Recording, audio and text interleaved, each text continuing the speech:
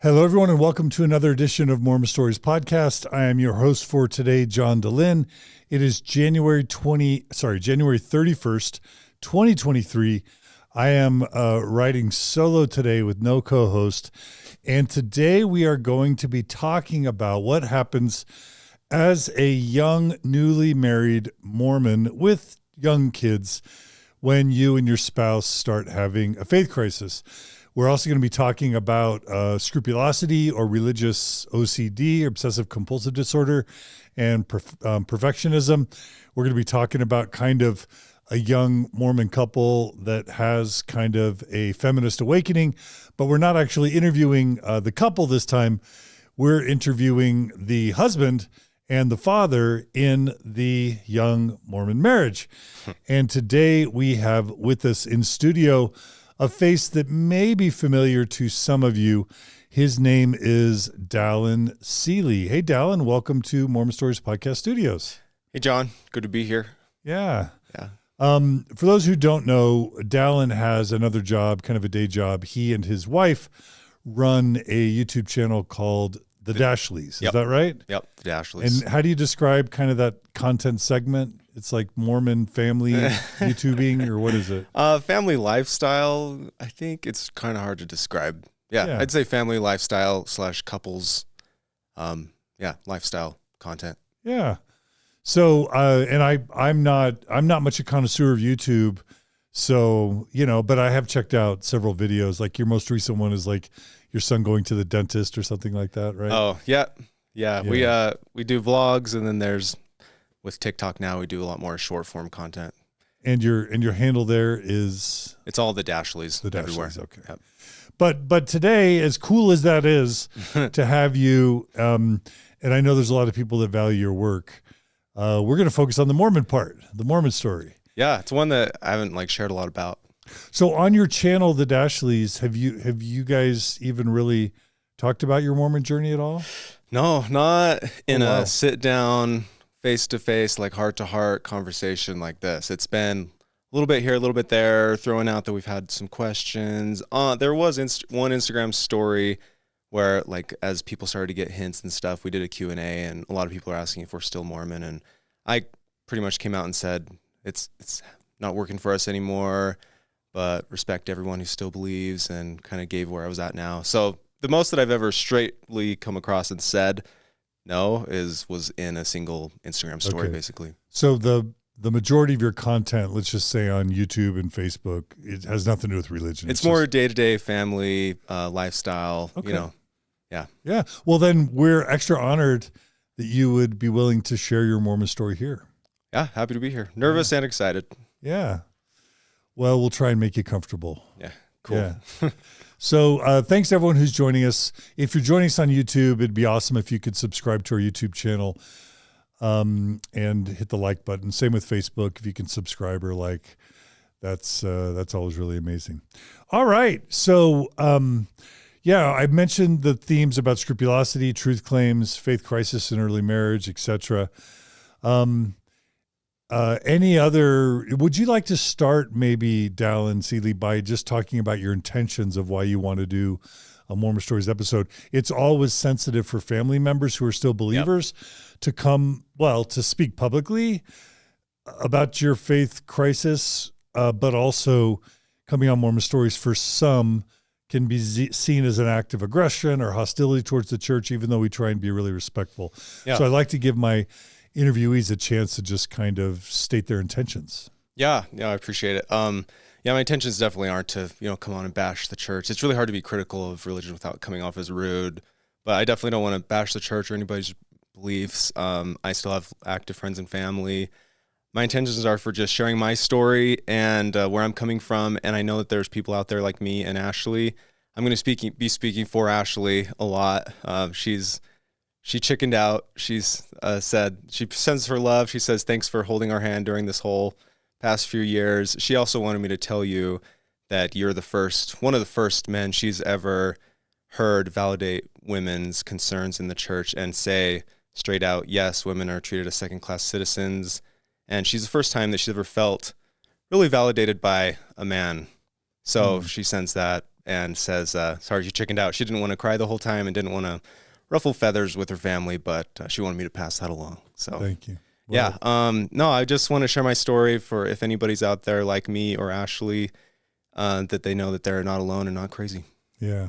There are so many young Mormon couples, well, either like recently returned or early returned missionaries, or young Mormon couples or young Mormon singles post-mission who are leaving the church. And they just, it's super hard, even in 2023, to navigate all that. So we really appreciate you being willing to share your story. Yeah, I'll do my best. Yeah. All right. Well, Dallin Seely, where does your Mormon story begin? Are you pioneer heritage raised in Utah or something a little bit different? Yeah, honestly, I don't know a lot about pioneer ancestry. I think there is some. I guess that makes me kind of a bad Mormon in that regard. But yeah, I don't know a lot of stories, but I think there were. I'm definitely a multi-generational Mormon, and I grew up, well, I lived in West Valley for a few years and moved to Colorado when I was 3 to a small town called Meeker. And my great-grandparents there kind of like headed up the church for a long time. Church meetings were held in their house until the ward was finally built there. It's a small town of like 2,000 people. So I had a lot of family members to look up to and kind of introduce me to Mormon lifestyle, and definitely a very orthodox Mormon family growing up. Where were you kind of in the birth order of your siblings, if you have siblings? Yeah, 2 older brothers, 1 younger brother, all boys. Okay. So third of 4 boys. Yep. And then what about your parents' working / stay-at-home situation? My dad worked, and my mom outside the home. Yeah. So my dad worked selling insurance and a few different jobs, and my mom was cut hair and also stayed at home a lot until my dad passed away when I was 8. That was probably the first major life event of mine, when my dad passed away on my 8th birthday. Do you have Mormon memories before your dad? And I'm so sorry about that. Yeah, we'll get to that more. Yeah. So do you have Mormon memories before your dad passing away? Just like all the family prayer, family home evening kind of stuff? Oh yeah. Yep. Going to church. I have this photo. I have this memory of me not wanting to put on my tie for this photo, Sunday morning photo, but we're like, Dallin, get in here, put on your tie. We're going to take a photo. And that photo, I still have it, of just me with a really grumpy face there. But we're all standing there in white shirts and ties before we go to church on Sunday. My dad was always like in the high council or speaking somewhere, traveling, long drives to different small towns in Colorado for, state conference, and always had family prayer, reading scriptures, Christmas, reading, Luke from the Bible, and some special memories, a lot of good family memories. Do you have memories of one-on-one with your dad, or like fun times with your dad? Fun story. I've had this VHS forever with my name on it, and I finally took it to a place in St. George to get it transferred over to a USB, because I don't have a VHS player. And it was a 3-minute clip of my dad filming me riding my bike. It was kind of special. Yeah. So having a video like that kind of aids in your memory. Yeah. Yeah. Yeah, that was a special thing for me. Yeah. Besides that, one-on-one memories with my dad were me going over to his office after school and playing on his super old, big white box Mac computer while he's working on paperwork or something.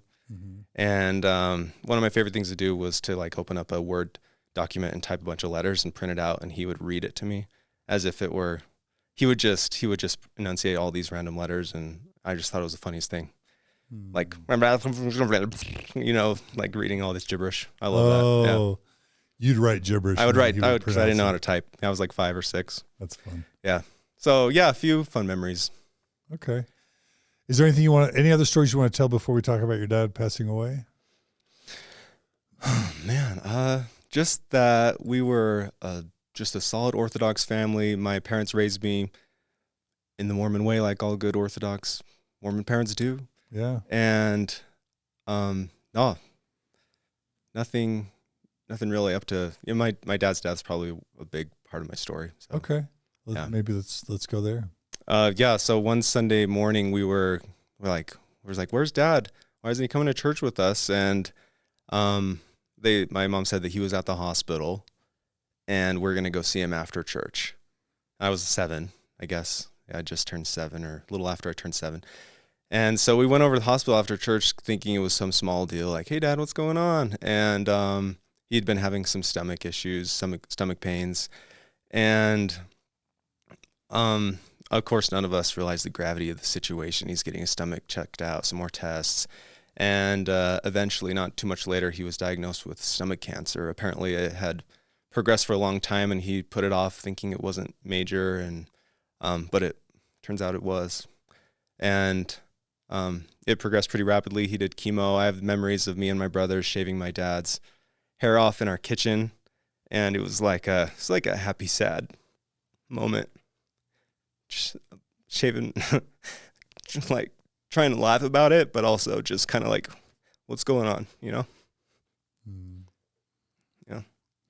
The small town of Meeker rallied around us and had auctions for us. They raised a lot of money. We used some of that to go on like one big family trip to Disneyland. And yeah, that was like our last big thing as a family, to go to Disneyland, go to the beach. And yeah, before he died on June 20th, my 8th birthday. Yeah. He died on the day of your birthday? Yep. Oh, wow. Yeah. Yeah. I remember we went to the hospital like the day before or something and said goodbye. And then my mom wanted me to like open my presents that morning, and then they told me. Yeah. Sorry, didn't think I would get emotional this fast. Yeah. But yeah. Yeah, that's hard stuff. Yeah. Was it ever a topic to have him try and baptize you before he passed? Was that even on the table at all? I don't remember. I don't think so. Okay. No, I don't think so. I remember him just telling me to be a good boy. The church is true. Yeah, keep going to church. Don't watch PG-13 movies. I remember, and yeah, stuff like that. He said don't watch PG-13 movies? Yeah. Wow. Yeah, that was one of the last things he told me. Yeah. That brought a lot of guilt later on in my life. Yeah. But I'm over that now. Yeah. Were there attempts to like get priesthood blessings or do a lot of prayer to save he them? had all sorts of priesthood blessings and blessings of healing and stay here to raise your boys and stuff like that. And then eventually he had a blessing to release the ghost, or whatever they call it. Do you know who was giving these blessings? Our to him? bishop. Yeah. Yeah. Do you remember any of that registering in terms of questions or things you wondered about, or your relationship with God at the time? We talked about, wanting to, I remember, I don't know how much of this was straight told to me / what I just absorbed from church every Sunday and teachings, but I just remember wanting to be worthy to go back and live with my dad someday. Maybe, I remember interpreting I'm a child of God, and he has sent me here, teach me all that I must do to live with him someday. I would apply that to my earthly dad as well as my heavenly Father. So that was probably one of my first internalizing messages of, I got to do something specific in order to go back and live with my dad. There's some things that I could do wrong to not go back and live with my dad. This kind of stressed me out a little bit. Yeah. Yeah. It kind of ups the stakes. Yeah. Especially after I got baptized and all the messaging of you're accountable for your sins now and stuff like that.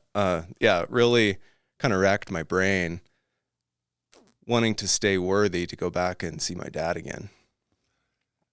I mean, sometimes scrupulosity or religious OCD is just kind of biological, but sometimes you can kind of maybe identify some life experiences that might start to trigger that religious scrupulosity or perfectionism. Because if you're a kid thinking, I got to stay righteous, not disobey my dad's exhortations, and live righteously so I can be with my dad again someday. Yeah. That could be a formula for scrupulosity or religious perfectionism. Yeah, definitely. Yeah. My baptism and his funeral were on the same day. It was, I didn't really know what to think of it, but my grandpa baptized me. A lot of my family swore they saw my dad baptizing me.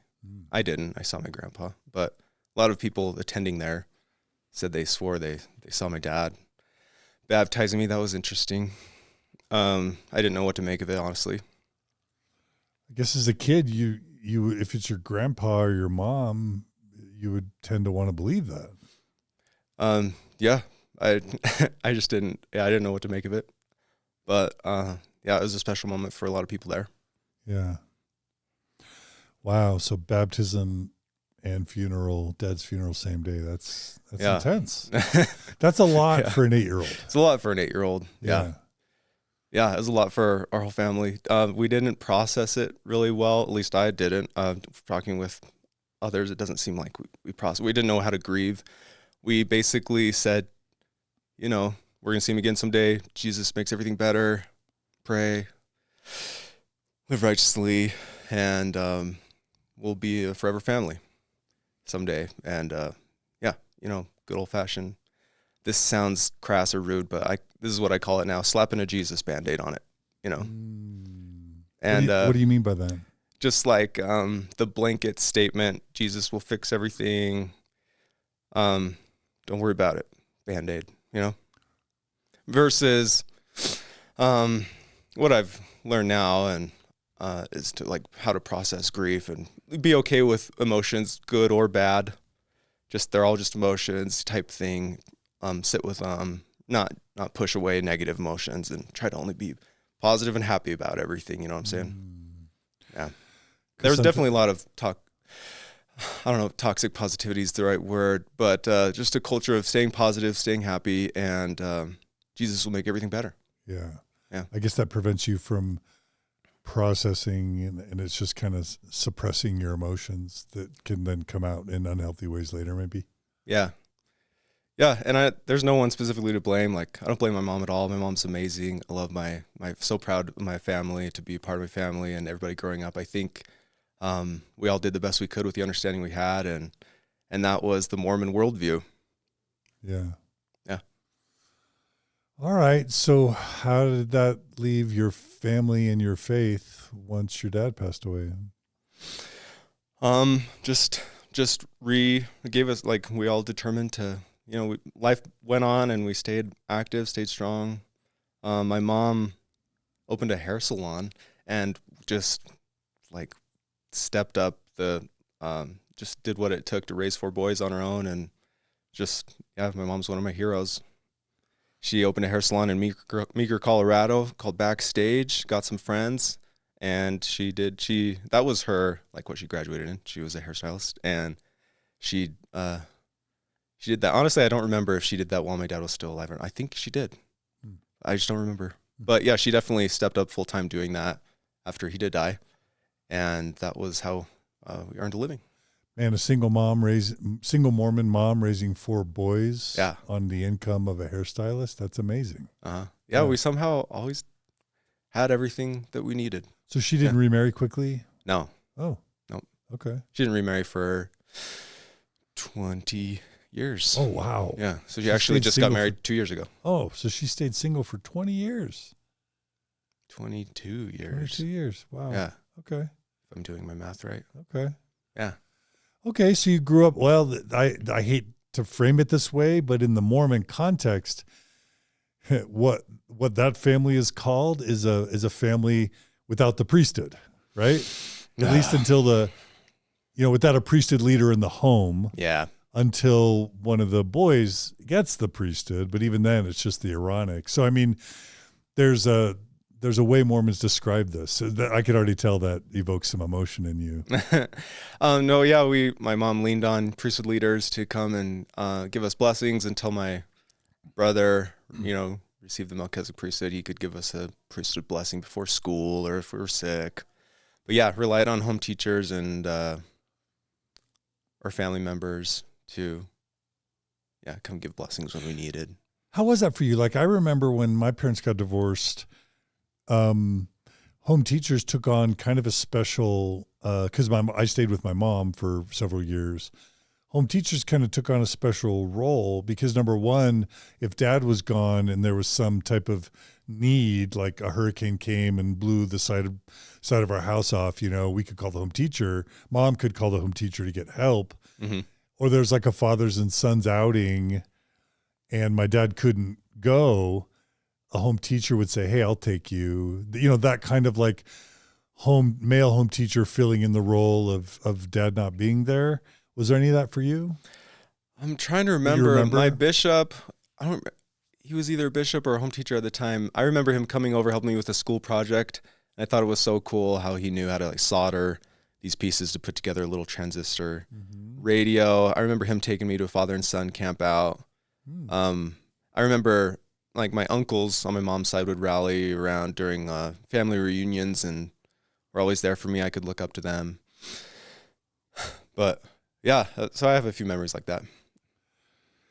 I mean, I wonder if you and or your mom or siblings would say the church was very useful or helpful or supportive. Absolutely. Yeah. Is that how you'd frame it? That the church was there for you in a positive way? Definitely there for us in a positive way, yeah. That's good. That's okay. We can highlight that on Mormon Stories. Totally. Yeah, and even more so when we moved to Layton, Utah when I was 13. Mm-hmm. And that was a kind of a real eye-opener for us, for me at least. My mom grew up over here, so she knew what it was like to live in headquarters. But yeah, moving over here instantly when we move into our new house, we have this giant, super involved ward. All of our neighbors are Mormon. I am instantly thrown into a solid group of friends. Home teachers, home teacher works at like overseeing temple construction. Our bishop works at church headquarters.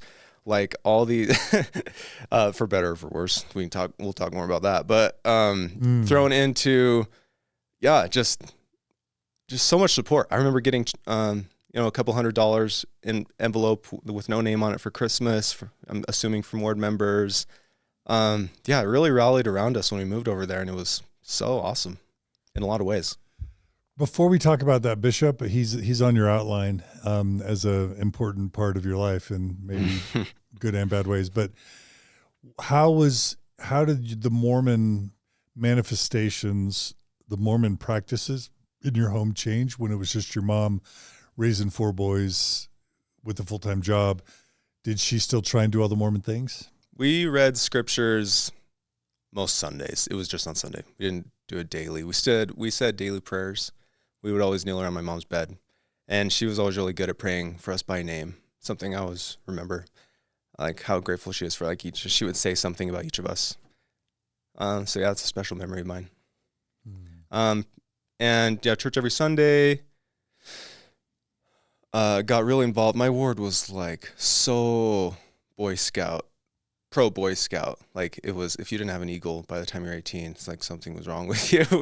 Our Cubs or Scoutmaster was like ex-military. It was intense. So I definitely got involved in Boy Scouts. I did not get my eagle though, and my excuse is that I moved in later than everybody else. Mm-hmm. And my mom was not super, like, she was kind of just let me do what I wanted with her. She wasn't super gung-ho, you got to get your Eagle Scout. So I was like a star, which is one away from life, which is one away from Eagle. Yeah. So I'm basically an Eagle Scout. Yeah. But no, I have a few memories of, doing the good Mormon things around the house. Yeah. I avoid radar movies or even PG-13 movies for a long time, stuff like that. When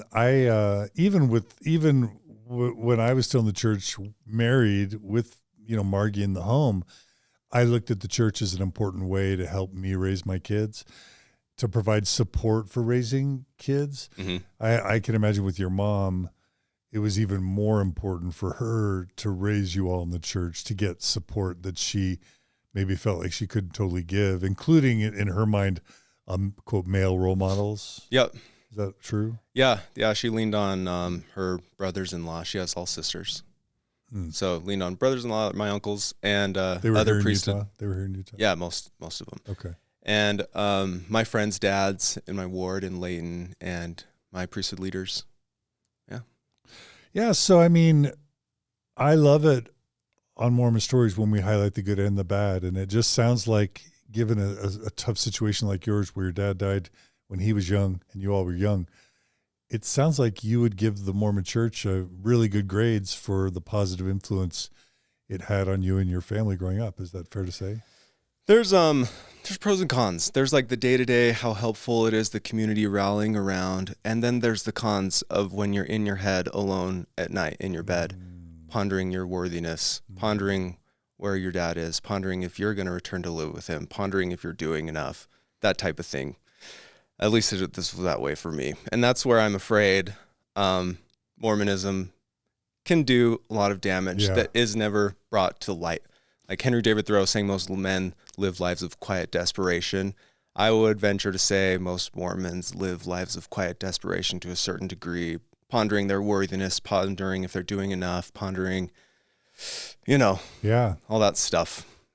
So that was there too. Just, I guess I'm highlighting a lot of positive things right now. No, it's good. Well, let's jump into the dark side. So there's your scrupulosity, and then there's your very strict bishop. Yeah. So where do you want to begin? Like, at what age did things start to get rough for you, would you say? Oh, man. I remember walking with my friend one night, and he had just had his 14th birthday, and he turns to me and he's like, dude, I just had my bishop's interview.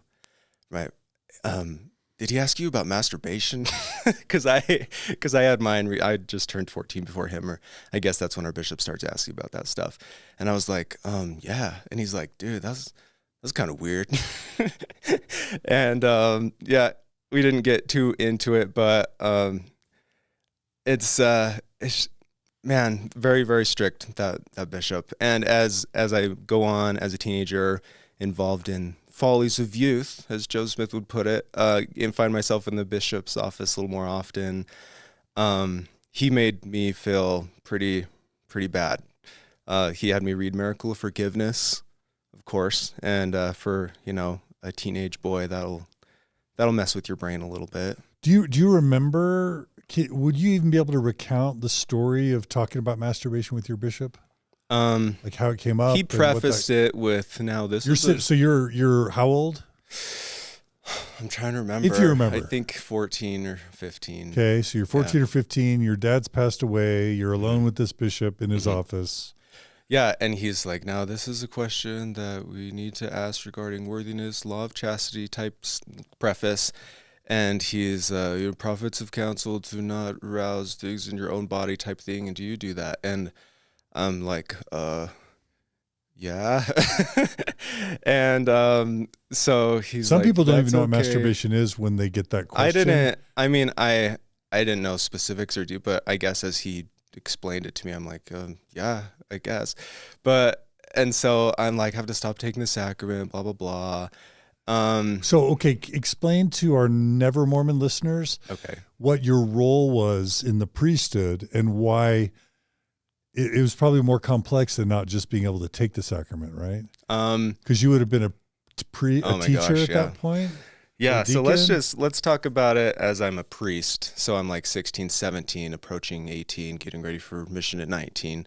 Yeah, there's that and a few other, things with girls or whatever. And so I can't.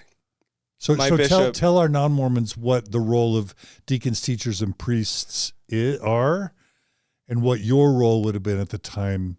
So, because no one, a lot of our listeners, over half our listeners have never been Mormon. Yeah. And this is something we've talked a lot about women having these conversations, but it's a whole different ballgame with young men, given the visibility of their roles with the sacrament. Can you explain that, or do you want me to? No, I can't. So deacons, their role is pass sacrament if you're worthy. And that's age 12 and 13. Okay. Teachers. So they're the ones walking around sacrament meeting. Yeah, walking around passing the bread and the water to everybody in the congregation. Trays. Yeah. In the trays. Yeah. And that's every week, right? Every week. Yeah. Yep. So if all of a sudden you're not passing, then you show up late or have to go to the bathroom. because otherwise everybody's like, oh, snap, Dallin's not worthy. Right. Yeah. What's he been doing? Is he looking at porn? Is he masturbating? It's a shaming thing. It's a shaming. Yeah, totally. I'm being very explicit just because there are people. I want, it's good for there to be a record, but also We want to educate people that don't even understand this stuff. Yeah, teachers, 14, 15. 14 and 15-year-old, they're not blessing it, right? They prepare it. They prepare it. So they go in the back, get the bread, fill the water cups, right? Yeah, and then priests bless it.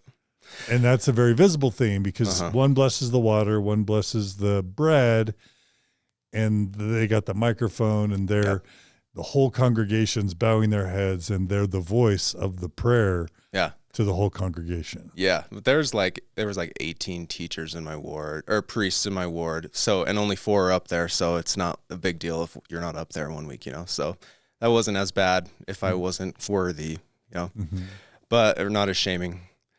But still, you can't take the sacrament if you're sitting in the congregation. And everyone wanted my mom to not see me take the sacrament. So I magically always, in the last verse of the sacrament hymn, I always had to pee. So I would just leave. And sometimes she would ask me, did you get the sacrament out there? And I would just say, yeah. Oh, so you would hide it from your mom and from the people around you by ducking out. Yeah. So it's a very shaming thing. I was very ashamed. Yeah. Especially after reading what I read in Miracle of Forgiveness. Things like Jesus expects supermen in this life. You can achieve perfection in this life. Like sexual sin is next to murder. What other things stood out to me? It makes you gay. Masturbation makes you gay. It might make me gay. According to Miracle of Forgiveness. Again, for our viewers and listeners, one of our earlier prophets in the Mormon Church was Spencer W. Kimball, and he published this book, The Miracle of Forgiveness, probably in the 60s or 70s. And for decades and decades, it was the book to read so that you don't sin, and then in case you do sin. And it was just a horrific purity culture, super unhealthy book that associated masturbation with homosexuality, that called homosexuality a perversion, and that amped up the stakes of sexuality, premarital sexuality, so high that it did what to people? Yeah, super ashamed, super worried. When I'm alone, when I'm not hanging out with friends on the day-to-day, shooting the breeze with friends when I'm laying there at night, or just by myself, or, whatever, walking from class to class by myself, the thoughts that would creep into your head about your literal worth as a human. Like, if Mormonism didn't directly cause that for whatever genetic reasons, I have OCD, it definitely exacerbated those things. Yeah. Those feelings of worthlessness and fear of what happens when you die. Yeah. And what's particularly heinous about this book is that it was written by a Mormon prophet, seer, and revelator, and Mormons are taught that their prophets, seers, and revelators speak to God and Jesus. So you would read this book not just like, oh, wow, he's really strict, or, oh, wow, that's his opinion. You would read this book, Miracle of Forgiveness. It'd be assigned to you by your bishop or your parents, and you would read it believing it was truth. Yeah. And fast forward 40, 50 years, the Mormon Church has quietly stopped printing the book and now has stopped selling it because they know how awful it is in terms of how much damage it's done. But they never did a mea culpa and said, hey, for those of you who lived under the psychological oppression of that book for 50 years, we apologize. They just quietly stopped selling it with no apology. And that book has caused probably thousands, if not tens of thousands, of deaths by suicide. And that's not even mentioning all the depression and anxiety and guilt and shame am I overstating it in your life? Not at all. Nope. Okay. Yeah, no, if I could go back, I've since thrown I wish I didn't throw my high school journal away. It's just something I've chucked for whatever reason. I took a lot of notes in there about what's going on in my head. I wish I could go back and read it now. What are some things you might have written? Just like, I need to do better, I need to be better type stuff, if I were to boil it down. And I'm always split on that, because on the one hand, maybe there's some good about something like a church or a parent encouraging us to improve. Yeah. But maybe there's a dark side too. Was there a dark side for you? It's just like improve upon what? Like actual learning life lessons and what you find healthy for you, what you don't find healthy for you, or improve upon what is defined by your specific religion as a sin. We're going to keep you out of heaven when you die. Like, there's a lot of things that people worry about that they might not actually need to be worrying about. And it was that case for me. I remember praying that often, actually. God, help me to stop, or Heavenly Father, help me to stop worrying about things that I don't need to worry about and just focus on things that matter most. I would say that prayer all the time. Yeah. Meaning what? Meaning help me to what? Not have what thoughts? Not have bad thoughts. Yeah, not have inappropriate thoughts. And just, stay on the path. Yeah. Yeah, because I see my mission coming up. I see, obviously always thinking about returning to heaven to see my dad again. That's just a constant.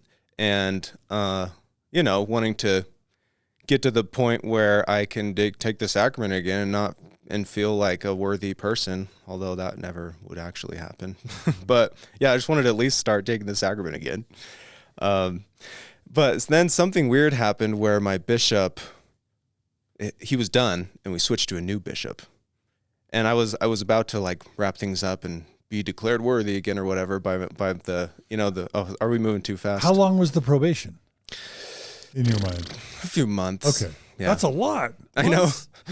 Yeah. For doing stuff that probably every other kid in that congregation. Yeah. Nothing's like super serious in Mormon eyes, but yeah, apparently serious enough for him. And he was very old school Orthodox, works at church headquarters type dude. Yeah. Yeah. And he gets released. And other friends that I've talked to have had same experiences. So, he gets released and the new bishop comes in. Takes a few months for him to organize his stuff and meet with me. I finally bust out of Sunday school one Sunday, go over to his office, see he's there. He's like, can I sit down and talk with you? Like, it's been driving me crazy daily. And I sit down and he's like, sure, come in, Dallin, come on in. And I tell him where I'm at, and he said he's looked at some notes or whatever. I don't know how the handoff process goes. And so when I tell him everything, he's like, Dallin, don't worry about that stuff. You're just a teenager.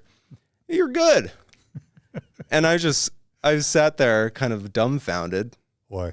Like, I've been stressing myself out for so long about worthiness and these things and feeling like worthless. And the previous guy. Because of the previous guy, and from what I've read, and miracle forgiveness and strength of youth and all this stuff, and here you are. This is a dad of boys and girls, and he's a really great guy, and he's telling me to just do my best and not worry about it. I'm good to go. And I'm like, you're a mouthpiece of the Lord too. You're my representative of Jesus too, just like the last guy. The concept of agency coming into play with revelation, blah, blah, blah, wasn't something I had thought about. Also, the concept of we don't give as much weight to past prophets as we do to current prophets, with Spencer W. Kimball, miracle forgiveness. That was something that didn't make any sense to me, which shouldn't make sense to anybody. If it's an actual thing that God gives actual revelation to humans to teach, so, but anyways, so there I was, pretty confused / relieved at the same time. And I'm like, so we're good? And he's like, yeah, come talk to me anytime. and he excused me. And that was that. And I'm like, so my worthiness has just been up to definition by other people. And this one says I'm good to go. Yeah. Did that make you feel like you had a license to masturbate? No. I knew that it was against rules, but it definitely helped me not feel so ashamed about it. Yeah. And you may not know the answer to this, but what I've found is when at least men feel less ashamed about something like masturbation, they actually end up doing it sometimes less than they did when they felt ashamed. Do you even remember whether that was the case for you? It probably was. I didn't process it. I didn't have the language to an understanding of mental health and shame. But I think that if I were to look back, I would say that was probably true.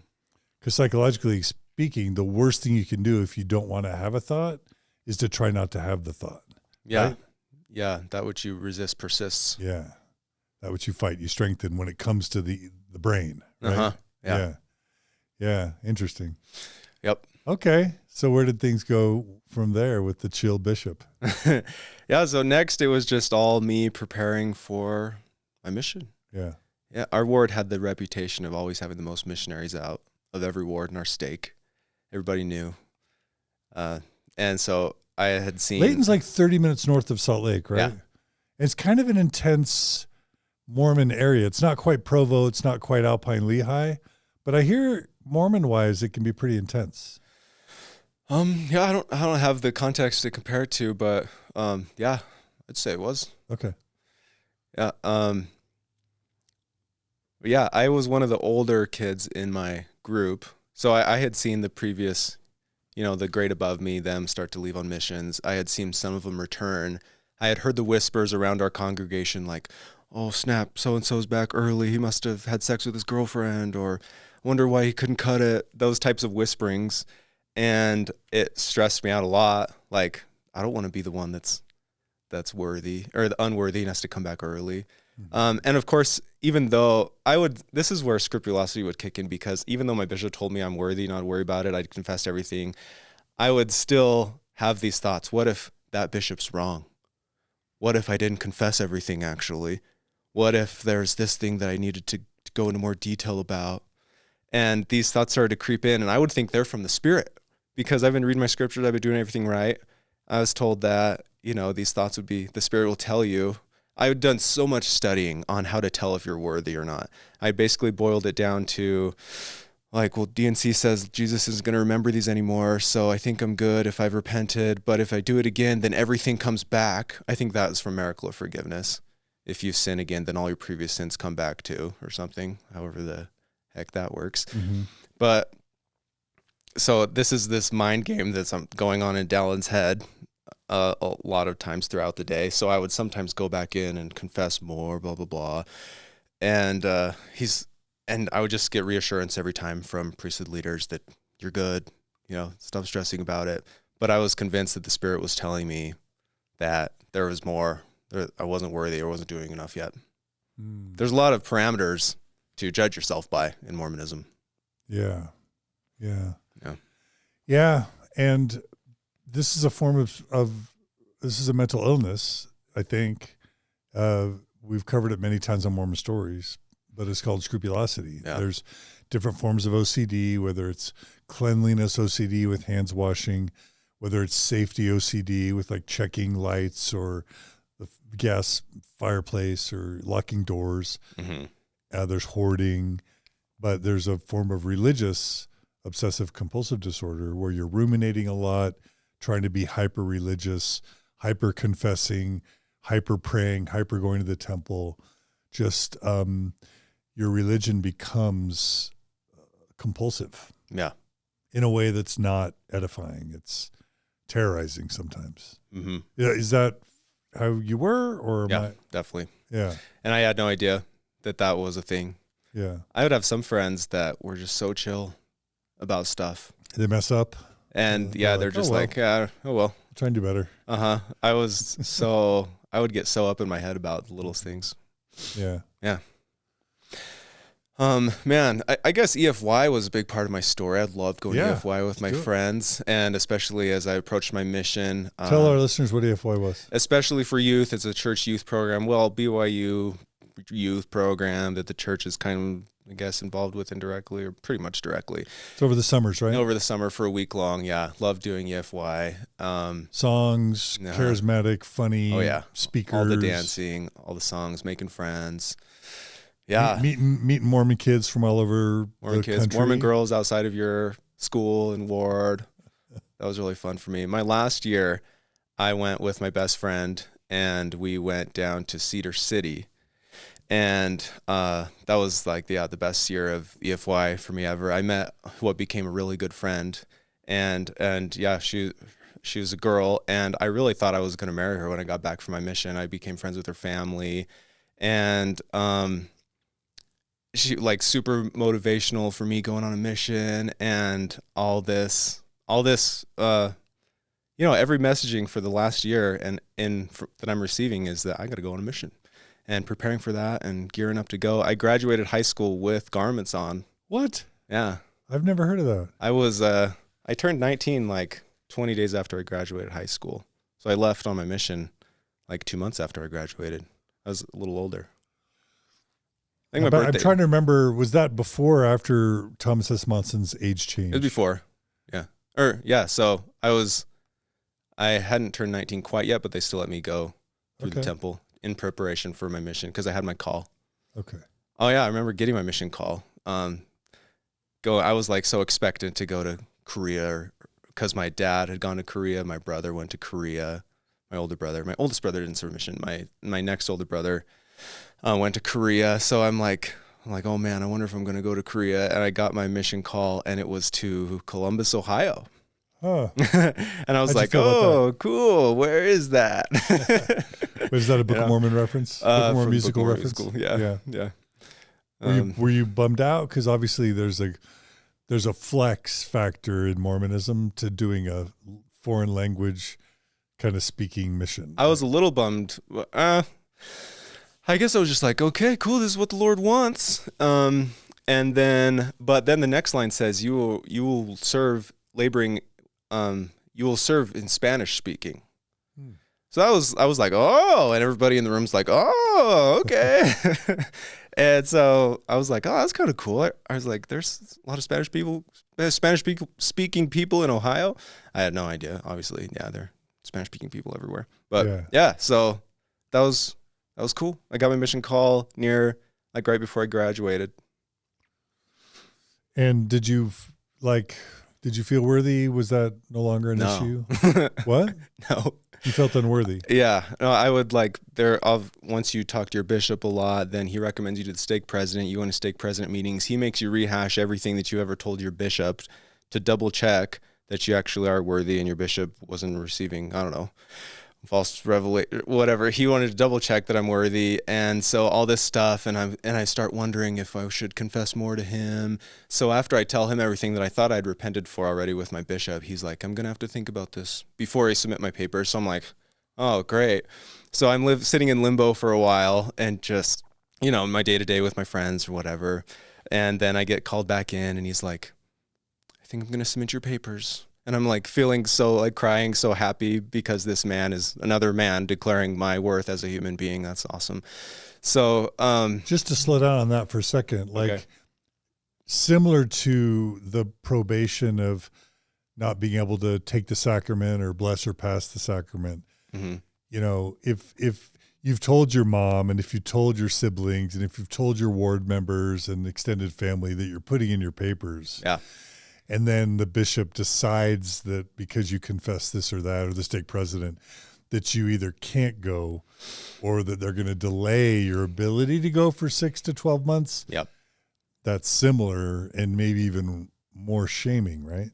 Yeah, for real. If I remember correctly, I think my stake president did wait more than a week. It was like 2 months. Mm-hmm. I remember my mom asking, why hasn't he put it in yet? And what did I say? I was like, just working with him on getting ready or something. And my mom just kind of was like, okay. Yeah. She didn't ask too many details. And my mom told me that she just trusted me to make my own choices. And she was never never felt the need to be looking over my shoulder too much. Yeah. So, but there's a problem with some human claiming to be able to determine your worthiness. That's part one, at least part one of the problem, right? Yeah. And then there's the shame element, the public shaming element. That's another. But there's also a power dynamic because when we talk about the bite model, Stephen Hassan's bite model, how high demand religions use behavior, information, thought control, and emotion to kind of wield undue influence. There's a lot of emotion there. I would say maybe not intentional, but it plays out as emotional manipulation because you're on pins and needles waiting for this stake president to kind of determine whether you're worthy. And if he just says you're not, there's all this judgment and punishment. Uh-huh. And then if he is, you're happy.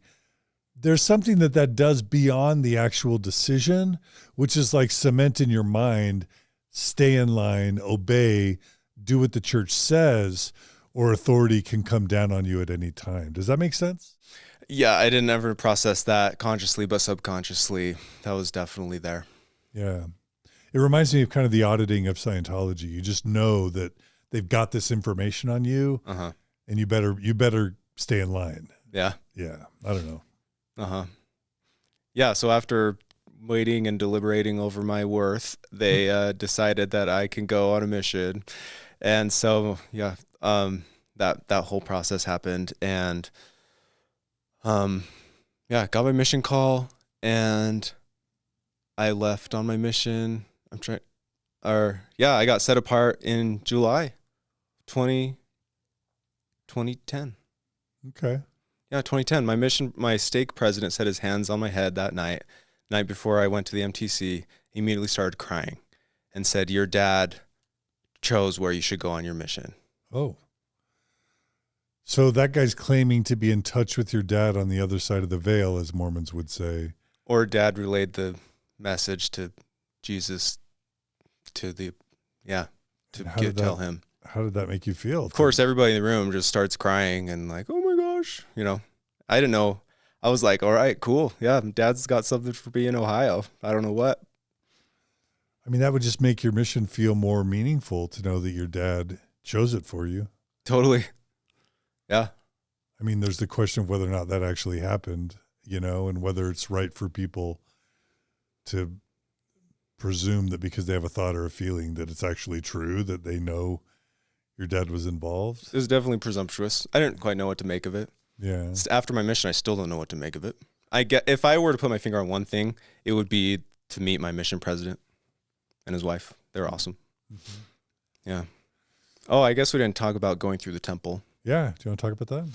Yeah. Going through the temple to receive my endowment. Yeah. Take out my endowment, as a lot of people say. Never understood what that meant. I always had the imagery like, am I going to go in the temple to a special room and open a drawer with my name on it and pull out like a special key like SpongeBob has or something? I don't know. But yeah, I had no idea what to expect.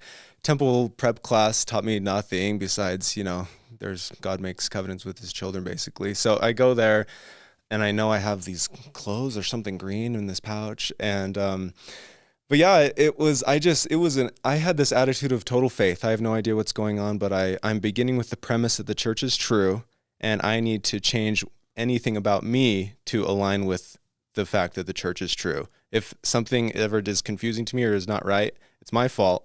And I need to change my mind about something. I need to shift my worldview, my paradigm in order to align with what the church teaches. So when I went through the temple, I just had a total attitude of faith. And I mean, obviously it's a beautiful building. It puts the whole, creation of the universe into perspective for you. And I was like, wow, okay, that's how it all happened. That's what it is. And I swear I felt my dad talking to me in the celestial room when I went in there for the first time. I was bawling, and it never happened since, but for the first time, I definitely felt like my dad was talking to me. Yeah. Wow, that's powerful. Yeah. Just telling me that he's proud of me and I'm on the right path, stuff like that. Okay. Yeah. Any other thing you want to share about the temple? No, I just went back a lot before my mission. Just try to make sense of everything and understand it. And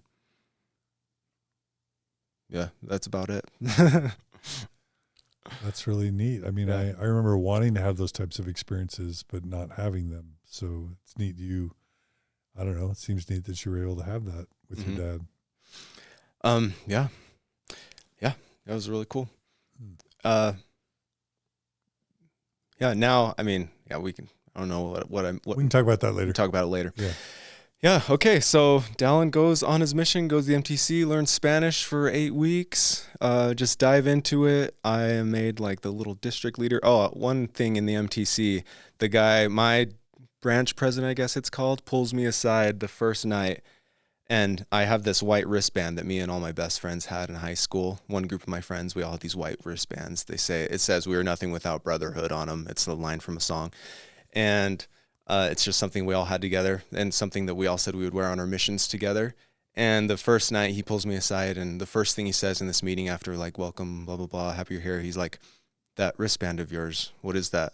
And I just told him, and he's like, it's going to need to come off.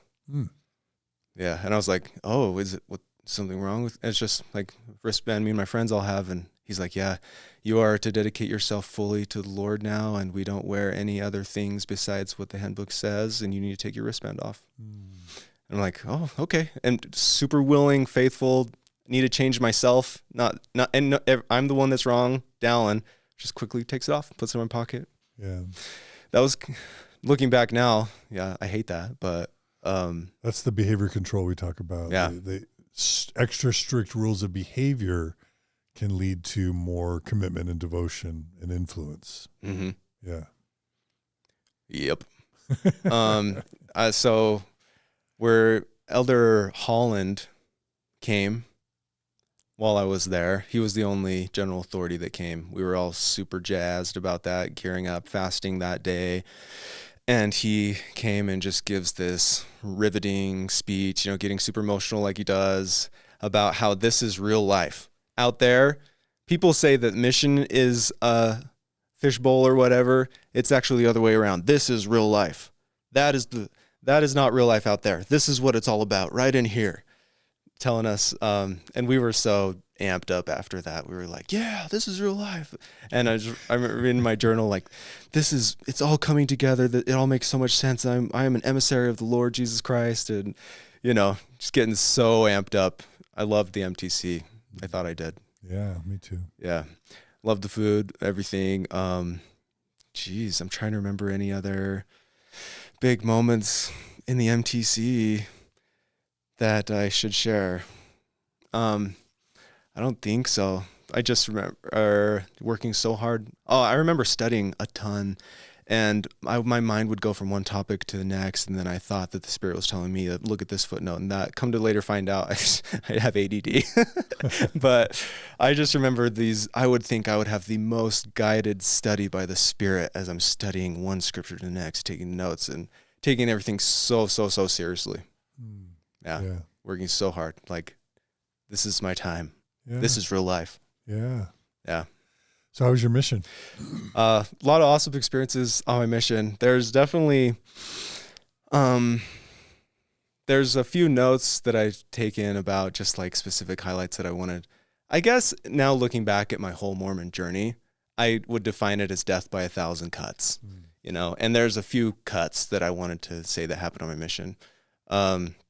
I guess the whole time I'm looking to see, like, what's this special family or person that's going to be like, I knew your dad or something. And like, what, your dad is the reason or you came here specifically for me type stuff. None of that ever really happened. What do you mean? Because my dad told me to go to Ohio, Yeah. So I'm looking for the reason my dad wanted me to go to Ohio this whole time. Yeah. Come to find out, like someone would have talked to him in the somebody that my dad knew that's since fallen away from the church, and I'm sent to find. I have all these stories in my head of like why my dad really wants me to go to Ohio. Oh, that would lead to rumination, and yeah, totally, right? Yeah. And every time I'm not working hard as I conceptually could in my head, I'm wondering if I'm missing out on what my dad needs me to be doing in Ohio type stuff. You're forfeiting what his plan was for you. Yeah. That was constantly a stressor in the back of my mind, especially as my mission came closer to an end and wondering, did I miss something? But no, I don't rack my brain over that anymore. Yeah, but there were a few things that happened on my mission that I wanted to highlight. One of them was, I guess, just going out so jazzed, so excited for MTC, like I have the special power of the Spirit to convert people. I remember going to this lady's house. She was a single mom with some kids. We got a member to come in because, of course, elders can't go in a home where only a woman is there, not another man. And she was willing and open to learn the gospel from us. And we were like, this is awesome. This single mom is going to be blessed so much. And, of course, kind of think about my mom a little bit and how much the church helped us growing up.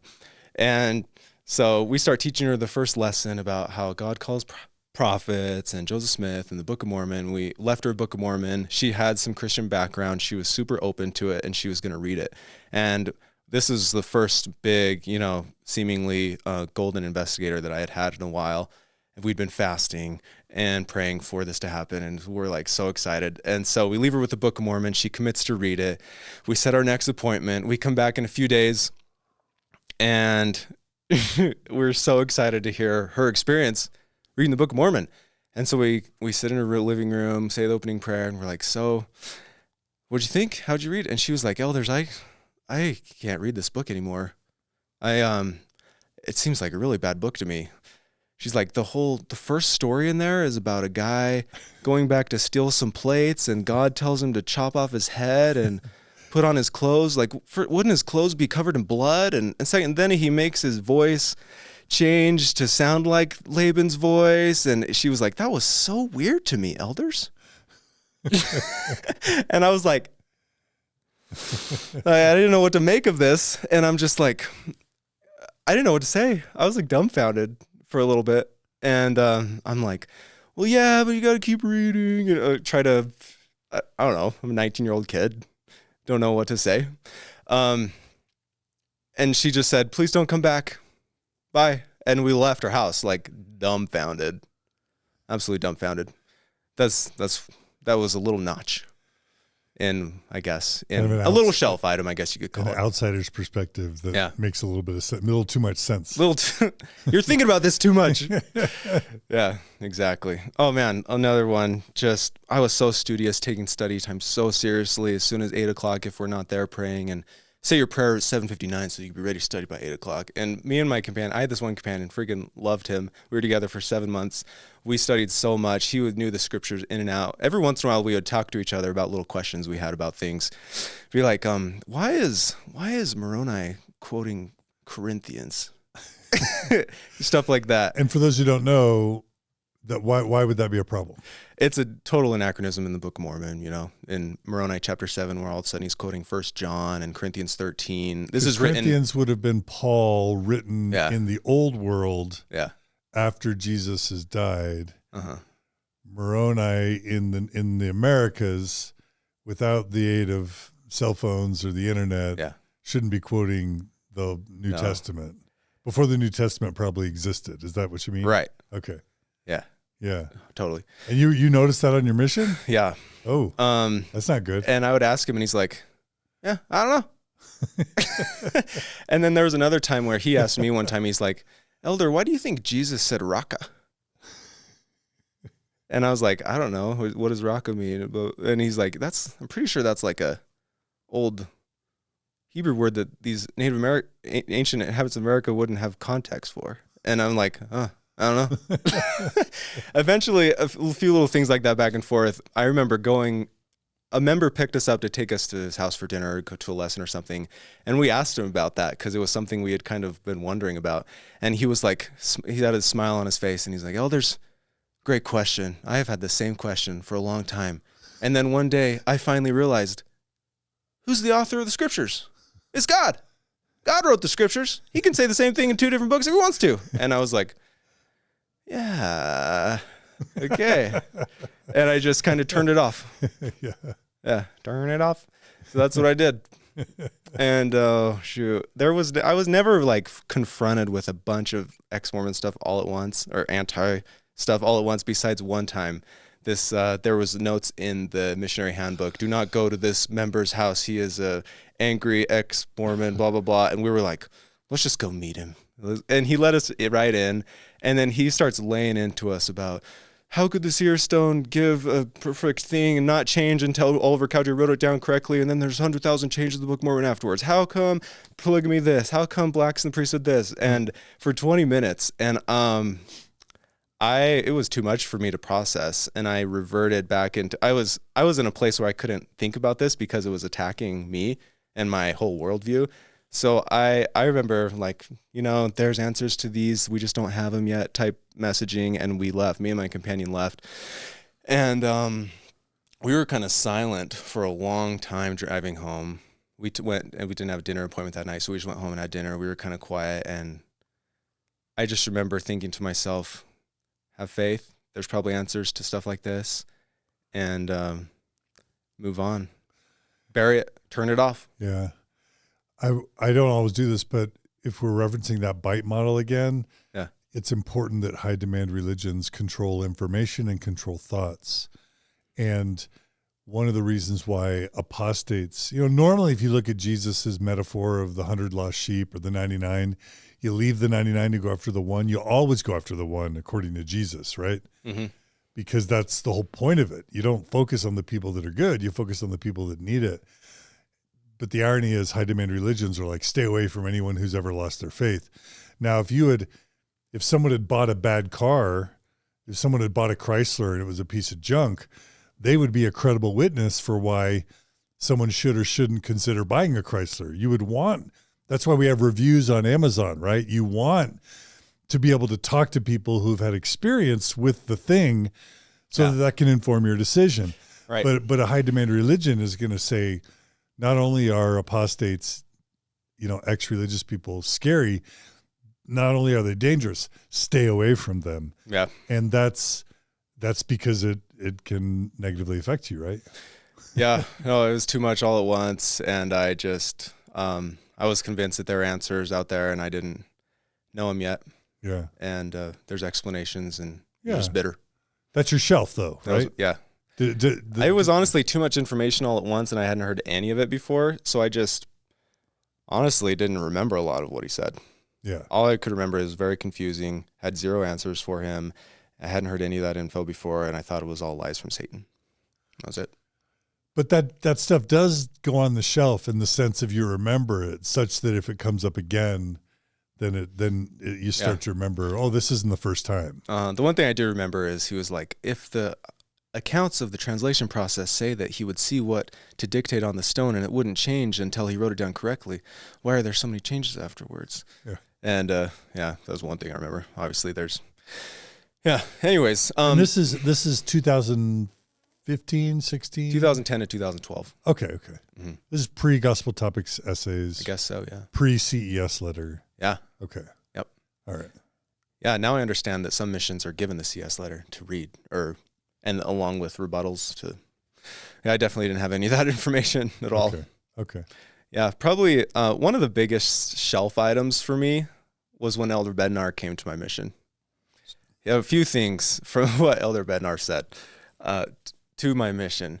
He said, firstly, I guess jumping to the Q&A portion, he talked for us for like 2 hours about the Spirit, how it answers questions and light and all sorts of Bednar ruminations. And then when we got to the Q&A part, somebody asked about why children are sealed to their parents if...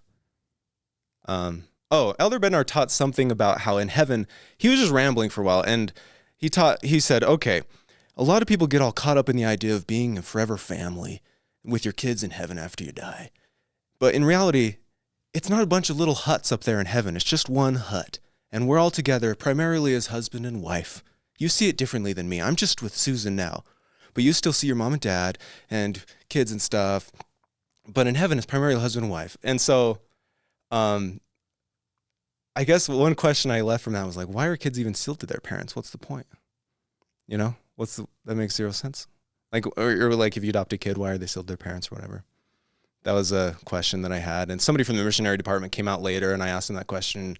He said something about blessings of Abraham in their life or something like that. But this one's tricky because on the one hand, one of the most compelling selling points for Mormonism is when the missionary shows up to the Never Mormon's home and says, hey, you want to be with your wife forever? You want to be with your husband forever? Want to be with your kids forever? Uh-huh. Well, we're the only church that does eternal families. Join our church. Yeah. So that's the selling point to get you in. But then you realize later, kids fall away, spouses fall away, parents fall away. Yeah. Like that perfect Mormon family becomes sad heaven when people don't follow the plan or they don't convert if they're converts. Mm-hmm. And then all of a sudden the general authorities have to answer these questions. What do I do if my spouse left the church? What do I do if my kids fall away? What do I do if my parents never joined? Then they've got to deal with like people's expectation that they're going to have an eternal family. Yeah. So Bednar would have needed over time to have this sort of new understanding to share with the missionaries. Uh-huh. Because otherwise it's sad heaven for everyone, right? Yeah. And the kind of snide way he said it. Like, everybody thinks you're all in your little hut in heaven with your family. It's actually just one big hut, and you're primarily there with your spouse. And it was just like, oh, I've been stressing about being with my dad again forever. And all of a sudden he's telling me that it's mainly just me and my spouse eventually. Yeah. And we're all one big happy family like all the other Christian churches believe. I was all like, we're going to start creating our own planets and populating them type stuff, you know? That's what all the deep doctrine you study on your mission. Yeah. I remember one time a companion turned to me, he was like, do you think God has more than one wife? And I was like, what? Oh my gosh. Yeah, so stuff like that. But the biggest thing that Elder Bednar said that was like threw us and pretty much our whole mission through a loop was this. One missionary stood up during the Q&A, and he was like, we were all, before the mission, we were like, are we going to ask him if he's seen Jesus? How should we ask it? And so this missionary finally stands up and he's like, what does it mean to be a special witness of Jesus Christ? And Elder Bednar's like, he said it so snidely. He's like, first off, let's open Doctrine and Covenants. It's not special witness of Jesus Christ. It's special witness of the name of Jesus Christ. None of us have seen Jesus. He like waved his hands like this. He's like, none of us have seen Jesus. We are special witnesses for the name of Jesus Christ throughout the world. And that's rebranding. That's altering the doctrine. I had watched the Special Witnesses video so many times on my mission. What did it say? Or all the apostles, one after another, share a little message next to the baptismal font, blah, blah, blah. And then they turn straight to the camera, breaking the fourth wall, and they're like, I want to testify to you that I know that Jesus Christ has been resurrected. He lives today, type stuff. Well, they say things like, I know his face. I know his face. I will not know any better than I know now that Jesus is the Christ, that when I feel the prints and the nails of his hands and his feet, I will not know any better than that I know now. That's Bruce R. McConkie. That's Bruce R. McConkie, yeah. Yeah, and again, this is a reoccurring theme in your story, because it's the church changing the message. It's levels of messaging, because when you're converted in the church, or when you're a kid being raised Mormon, it's like prophets talk to God, period. That's why we have prophets. Joseph Smith talked to God and Jesus. Made so much sense. The current prophet talks to God and Jesus. Yeah. And they're all prophets, seers, and revelators. What's the Holy of Holies even for? Right, in the temple? In the temple. To what? We would ponder about that all the time. And I had a class before a mission where the institute seminary teacher talked about the Holy of Holies. The prophet is the only one that can go in there. It sets a special time apart where the cleaners will move the plant to the side so he can go in the room. And all this, it builds up in everybody's head. My first mission president said, read between the lines in general conference. They know. And he would tell us all this stuff. And then to hear Elder Bednar just kind of brash fashion, just like, none of us have seen Jesus. Like, it threw us all for a loop a little bit, like talking about that afterwards. And not to beat them up, but they kind of need to have it both ways. They want you to believe that they've talked to God and Jesus. Otherwise, what's the point of obeying them or doing what they say, or our church versus all the other churches? That's one of the selling points of Mormonism. Eternal families, our leaders talk to God and have God's authority, all the others don't. Mm-hmm. So that's what they need everyone to think and feel to get them really committed. But then once they're really committed, it's like, well, wait a minute. Then why did you change the polygamy thing where we used to practice it, but now we don't? Wait, why did we exclude priesthood from black people, but now we don't? Yeah. Well, LGBT stuff, what about all those? What about Spencer W. Kimmel's miracle of forgiveness? Wait, was that of God or not? So they need a way to be able to kind of backpedal and say, we're not perfect and we make mistakes. And yeah. It's an ongoing restoration. What? It's an ongoing restoration. So that's why, and I guess they don't want to be liars, because I'm sure they once those apostles actually get to the position and they don't see God or Jesus, they don't want to be liars. I've thought about that. Like, I wonder if they have a mini crisis of faith once they get there. Yeah. They're looking around. Elder Bednar held up his scriptures. He's like, I have the same scriptures as you do. I don't have an answer book in the back or anything. That was kind of funny. So they need to be able to give mixed messages. It's like, listen to us and obey us because we represent Jesus and God. Well, we haven't totally seen him. We testify to the name of Christ, not as actually witnesses of Christ. Yeah. Yep. There was one other kind of thing that made me, turn my head when my mission president, this is my first mission president. He said he was in a training with Russell M. Nelson one time, and he was like, apparently Russell M. Nelson turned to my mission president and said, extend to me a calling. Extend to me a calling, President. Maybe this was before he went out or something. And he was like, okay, like pretend like you're in a bishopric. And like, okay, we this is a bishopric, or we're extending you to calling of being an elders quorum. And he said Russell M. Nelson was like, wrong, President. The Lord is calling you to serve as elders quorum president. Try again. Oh, man. And so he did that exact noise. He was like, wrong, President. And so he's like, oh, yeah. The Lord has called you to serve as elders quorum president. And he's like, that's better. And so it made me just kind of, I guess, put myself in the head of the apostles, is that they are operating with the precedence that this is true, this is the Lord's church, and we are just acting in his name. And they just run with that. Yeah. Yeah. Yeah. So, yeah, that was Elder Bednar coming to my mission. They always say never meet your heroes. I guess so. That's where I started to, I guess, pull the curtain back a little bit or something and see it's just a man pulling some levers. Yeah. Yep. But I didn't come to that conclusion. I was still very much, well, this is something about me that I need to change, about my paradigm that I need to shift. Because, silly me, why did I think that, I guess they're just, all the justifications and things that you do in your head. Have more faith. Have more faith. Try harder. Just look at it that way, like Elder Bednar. Yeah. I saw it wrong. Yeah. In your outline, you've got mini missionary bearing testimony. Did you already tell that? Oh, man. Yeah. Yeah. Thanks for reminding me. This was another one. We had a mini missionary week, and we had the stake president's son as our mini missionary. Oh. He was 18, about to go out on mission, so he's going out living with full-time missionaries for a week. On splits or whatever? Yeah. Not even splits. He's actually living with us 24/7. Okay. And we went to this house. We were out tracting or knocking doors for like an hour. Nobody let us in. Finally, this lady let us in, and I think I don't know if her husband wasn't there or in the other room. It's funny that I stress about this and still feel like I have to explain it. To go in and sit in her room and teach her the first lesson. And we let our mini missionary take the reins a lot.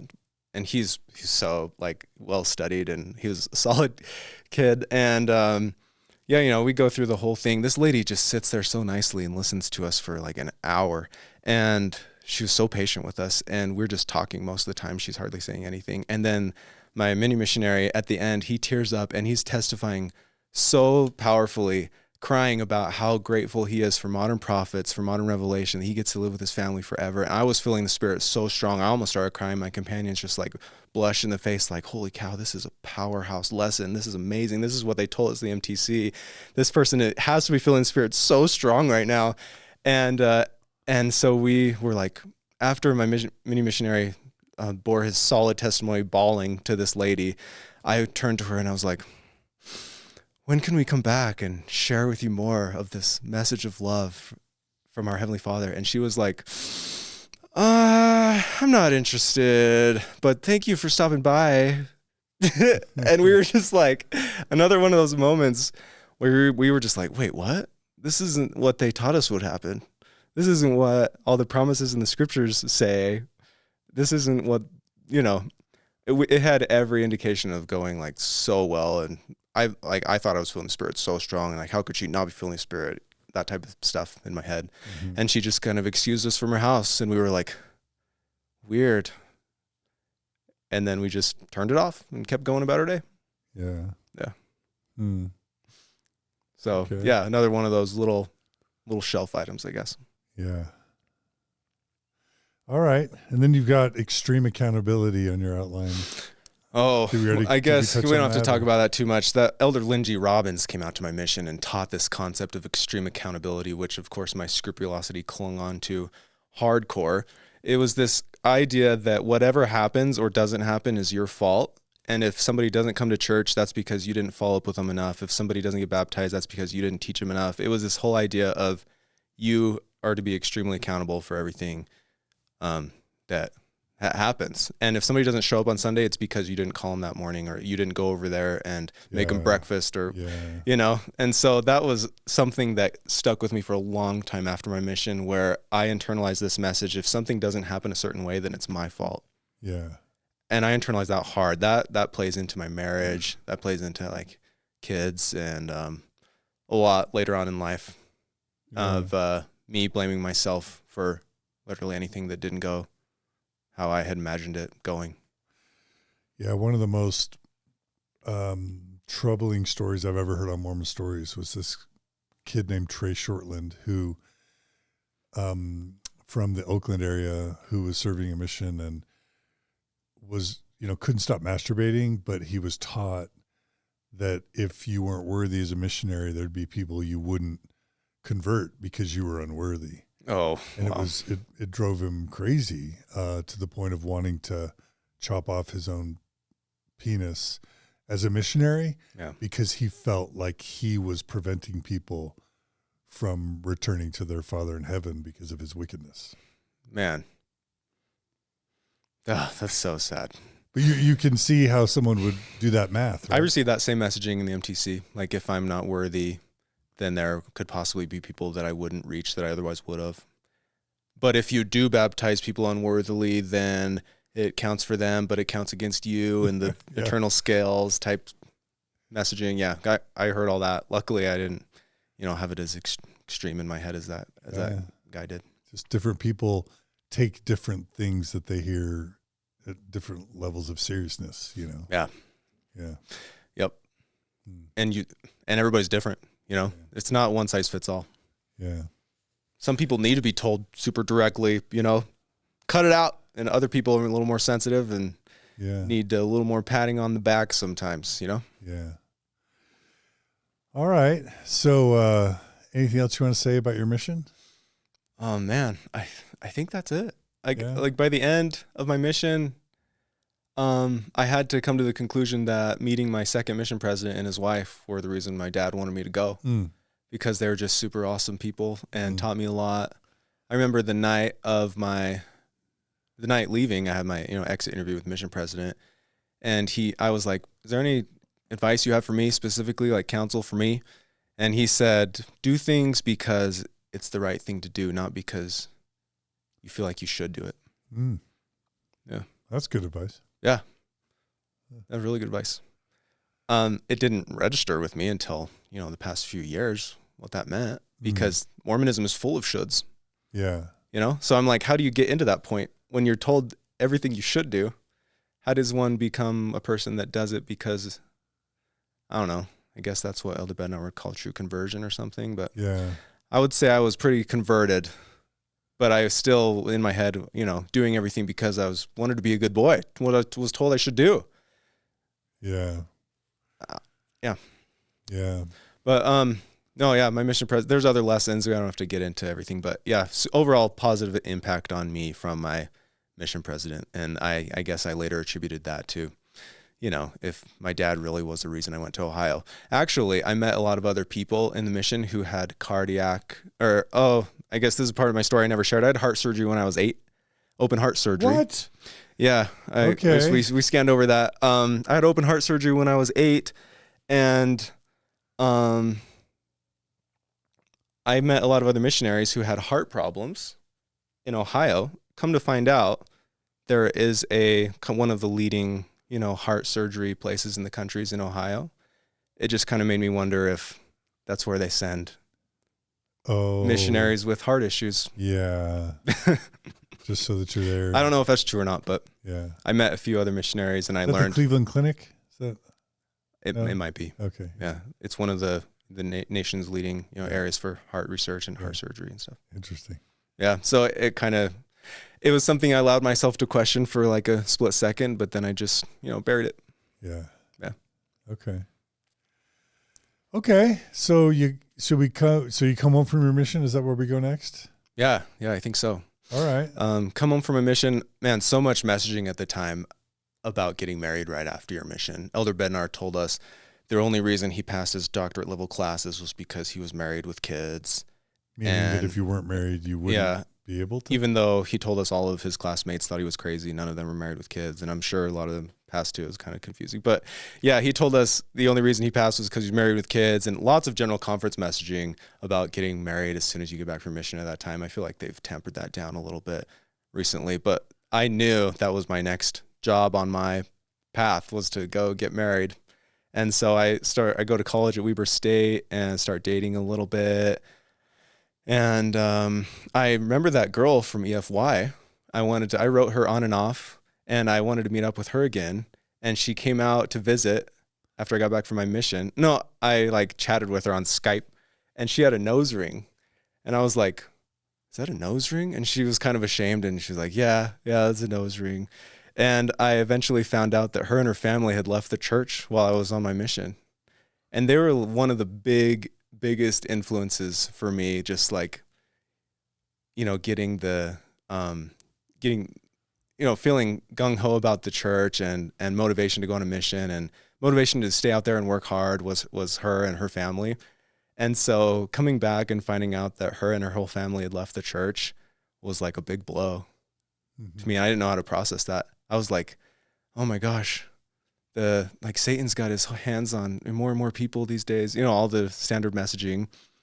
And I immediately in my head blamed her dad, as we're taught to do, that it's her dad's fault. And I would message them. We actually met up, and I talked to them, and I would tell them I have pretty rude things about how straight is the way and narrow is the path that leads eternal life, and few be there that find it. And you guys have, gotten involved in all the details and missed the bigger picture type stuff. They were super nice and understanding, but I was pretty rude to him, pretty judgmental. Yeah. I've since apologized, and I've talked to him since, and he's actually helped me a lot recently, and been good friends with him again. But that girl has since gotten married, and I understand she's really happy, so that's cool. But I mainly just talk to her dad now, and from time to time. But so I've since apologized to them for how rude I was and judgmental I was. Righteous indignation. My righteous indignation. I remember praying hard. I looked up some websites from some things that she told me. I was like, did Brigham Young really say this? And this is how I found fairmormon.com. And I'm like, this is perfect. Look at all these answers to all these controversial questions. I should send this to that guy on my mission. And I told her, look, here's this website. It's got all these answers to these concerns that you have, and just read it and you'll be good. And she's like, it's more complicated than that, Dallin. And she was like, so this was right off your mission. Yeah, right after my mission. This is the girl that you were probably thinking maybe I'll marry her. I thought that about every girl I dated. Yeah. I was very good friends with her. I definitely had thoughts that we might get married. And you got home what year? This year would have been what year approximately? 2012. Okay, so still pre-Gospel Topics Essays and pre-CES Letter, but Fair Mormon would have had a robust website by then. Yep. Yeah, I discovered staymormon.org or something. I created that. I didn't know about you at the time. It's called Stay LDS. Stay LDS. Yeah. And look at you following the rules before it was cool. I tried. Yeah, sweet. Yeah. So I was just like, look, just read this website and all your little concerns will be solved. And she was like, oh, Stay LDS? Yeah. You referred her to StayLDS.com? Yeah. Yeah, that was literally written in 2007. Okay. After I had stopped going to church and then came back and said, there needs to be a manual for how to stay in the church after you've lost your faith, just as a kind of a cultural, non-literal progressive Mormon. So I wrote, we can include a link to it. I wrote an entire 80-page essay on how to stay in the church because it's what I was doing, and I wanted to help other people do it. So it's fun that influenced you. That's still up there. I'll have Julia find that essay, How to Stay in the Church After a Crisis of Faith, and link to it because it's still, people still use it. Bishops would refer it to members of their ward that were having faith crisis. Yeah, I think that she said she had seen that. She had seen Fair Mormon. She was like, have you heard of Rough Stone Rolling? And I was like, yeah, my mission president said it's a great book and I should read it. And she was like, you should read it. And we could not connect. It just wasn't there. So eventually we were like, I guess this means we have to just part ways. And she was like, yeah, I guess so. And we were both pretty sad. And it was just, that was that. And I was so quick to say goodbye to her, which is so shocking to me. You dispatched with her. I did. Yeah. Off with you. Yeah. Yeah. Heathen. And I was done, like so quick to change myself and what I wanted for the church. Yeah. And just to be a good boy, be faithful. On to other women, on to other girls till you find. On to find a more faithful, stalwart one. Okay. Yeah. Yeah. So, I went to Weber State, got enrolled in institute classes. I took a church history class, started to learn a few more details than I'd ever heard before. I learned about the rock in the hat translation process. I had actually heard one of my members of stake presidency mention that briefly growing up during a young men, young women activity. And everybody kind of looked to him everybody's saying how Joseph Smith just looked at plates translating. He was like, actually, he looked in a hat, in a stone in a hat, and that's how he translated. And everybody kind of looked back at him during this lesson. We were like, okay, it's weird. Anyways, I learned that was actually a thing in church history class. And my teacher said, you know what? Some people think this is weird, but when I look at a compact disc, I see a shiny disc. And when somebody tells me that I can put that in a CD player and push play and music will come out of it, that's all I need to know to understand that there are some things that I just won't understand, but other people do. And I trust in God for the seer stone. Ergo, Joseph translated gold plates by putting a stone in a hat. Yeah. Russell Nelson did the same thing with the iPhone. It's like an iPhone. And I'm like, okay, we have thousands of tech professionals who will gladly explain to you how an iPhone works. But anyways, I digress. I remember stopping another institute teacher once after class after learning about blacks in the priesthood. And I just straight up asked him, figuring he would have a solid answer, oh yeah, this is what a prophet said or whatever about what. And you're talking about black people. Oh yeah. Yeah. So until 1978, black people could not receive the priesthood, or any black person couldn't go through the temple. In the Mormon church. Yeah. And I asked him about it straight up. I was like, why was that? Thinking you'd have a solid answer, And he was just like, I don't know, Dallin. And you get that answer a lot. Yeah. And I was like, oh, cool. Yeah. And I was like, okay. And then I remember another institute class, my teacher, he was an awesome teacher. I really liked him, but we opened up it was about the book of Abraham. I wasn't super interested in the book of Abraham, but I took class just because I really liked this teacher. And I remember him, the first class, we were doing the introduction to the book of Abraham, and he's like, and the book of Abraham is a revelation. And I was like, why is he so adamant about this? I isn't pretty sure it was a translation, right? And I was pretty sure it was a translation. And I look at the first verse and it's like, I, Abraham, read whatever it says. This is a translation from papyri obtained, blah, blah, blah. And I was like, why is he calling it a revelation? And I never looked more into it. Since then I have, but I wondered why he was so adamant that it was a revelation and not a translation. It's kind of like, methinks thou dost protest too much, right? Yeah. Yeah. Yep. It's a bit of a tell. Yeah. If somebody's a little bit too adamant about a certain point without anybody in the class asking anything about it. Yeah. Yeah. Yeah. So that was another little, I guess, shelf item. Yeah. Yeah. Right there in institute class. There was an institute teacher who had a son or daughter in a serious accident, and we were all fasting and praying for them that it would get better. And I remember asking, if God's will is done anyways, then what's the point of fasting? I remember asking that. And he was like, interesting question, class. What do you think? And everybody is just like, well, Bible dictionary says some blessings are made conditional upon us asking for them. And maybe God is testing our faith, blah, blah, blah. And, I guess I resolved in that moment that my best answer I could come up with was, I don't want any blessing to go withheld from me because I didn't pray and ask for it. So I'm just going to pray and ask for everything. And if God wants to, then I will check that box just to cover my bases, I guess. Yeah. But yeah. Yeah. Anyways. So yeah, a few things from Institute that I had there. All the while knowing that I wanted to be an EFY counselor, baby. Because I had so much fun at EFY when I was in high school. So I'm like, this summer I want to work as an EFY counselor. And I really had a feeling I was going to meet my wife at EFY. Of course, I'm having feelings any girl that walks by could possibly be my wife. I was like, I really think I will meet my wife at EFY as a counselor. So I applied, got accepted as EFY counselor. They were thrilled because way more girls and guys want to be EFY counselors apparently. But I got in, and that was the summer of 2013. Okay. I was an EFY counselor. That was fun. Yeah. At Weber State? It was actually one of the few years where I guess they flew counselors all over the country. So I got to go to, one was at Weber, then one was out in Georgia, then one was in Ohio actually, where fun. I served. So that was cool. And and I traveled with the same group of counselors all around to these different areas. That was really fun. Yeah.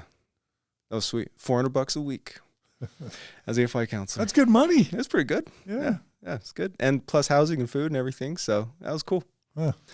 That was fun. The first girl I saw there, I was like, she's the one. And so like I got to know her, and we were hanging out for a few weeks. But then I met Ashley. She was another EFY counselor. And I was like, and we got to be pretty good friends. But this other girl was one that I was already Twitter-pated by, and we were talking. So it kind of became this back and forth thing, you know, awkward. But I really felt that God wanted me to marry this first girl that I ran into.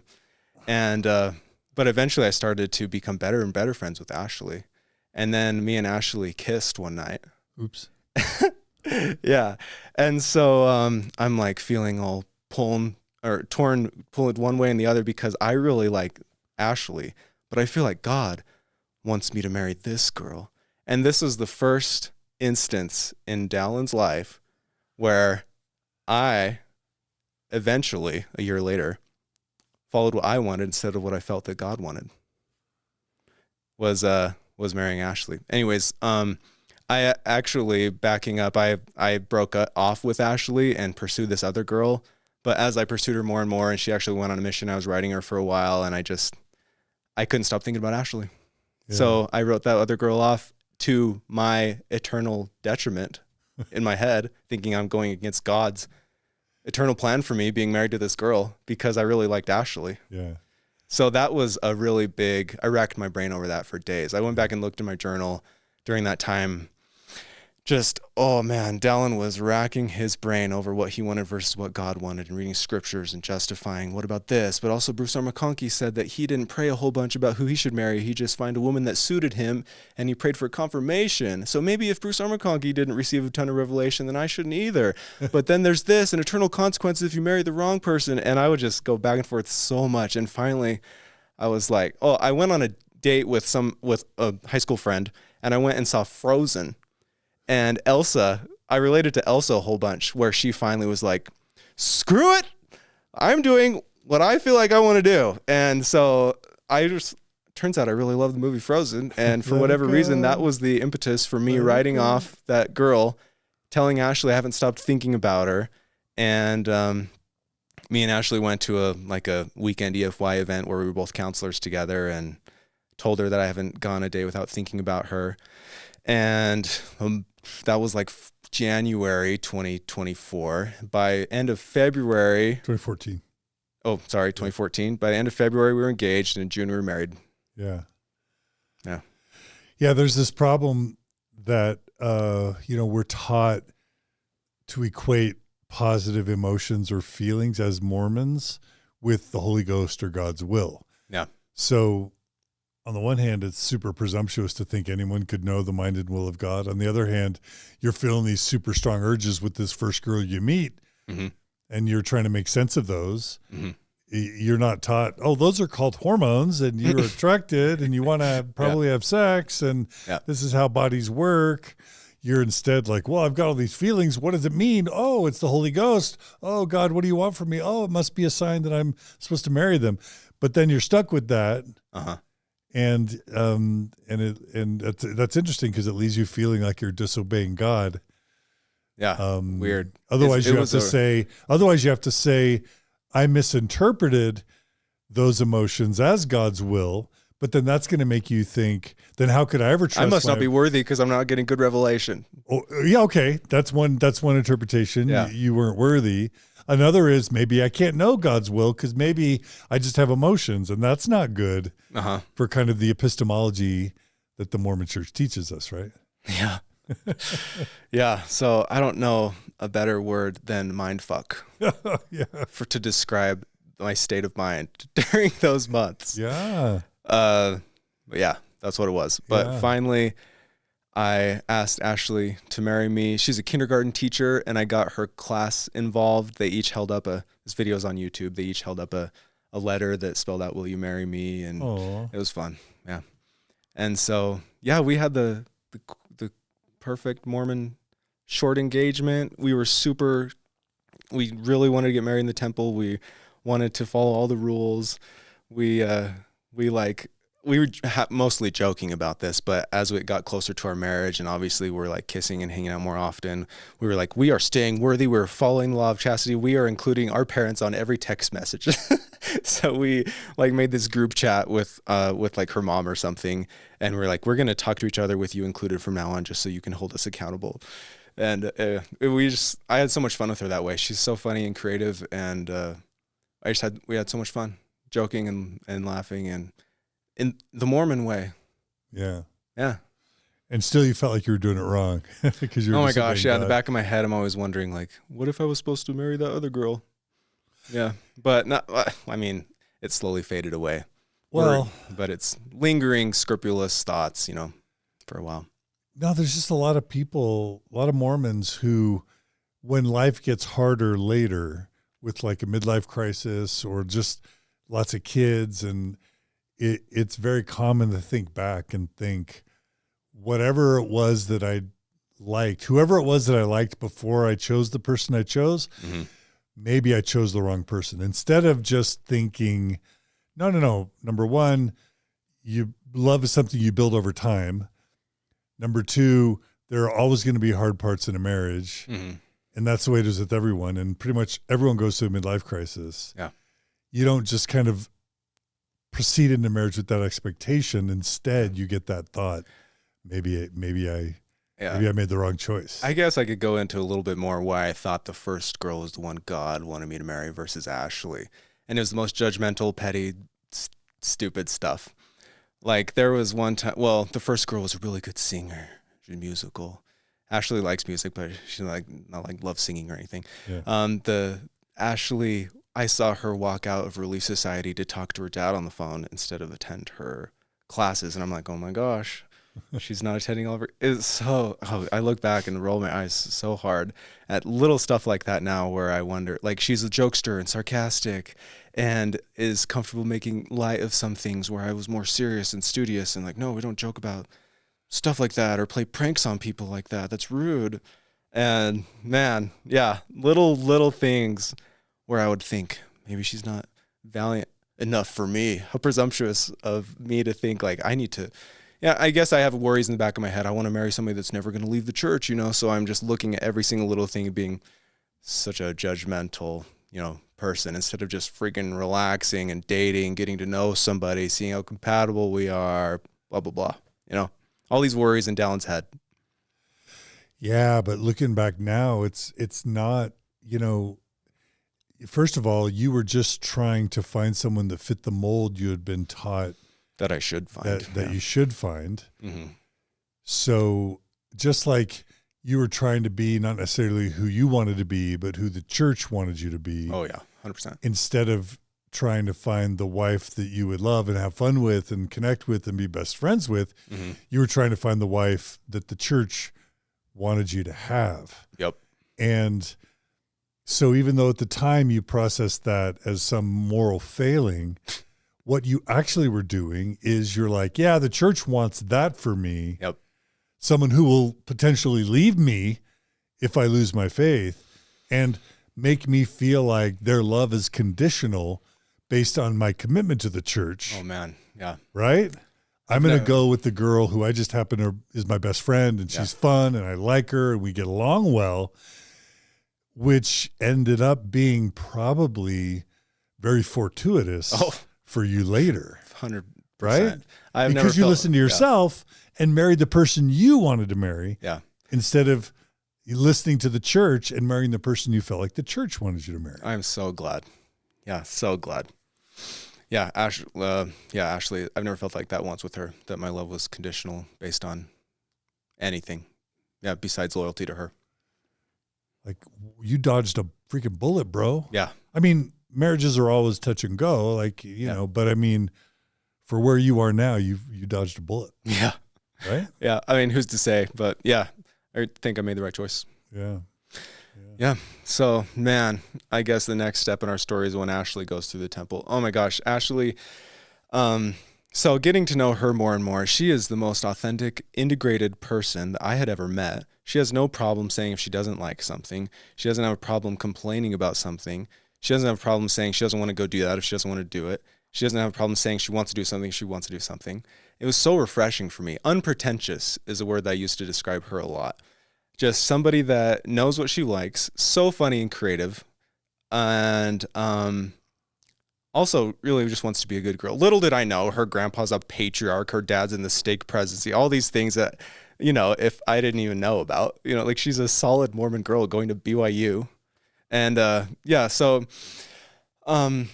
but she starts to express some worries a little bit as she goes to learn a little bit more about the temple, she was studying one day. Oh, never mind.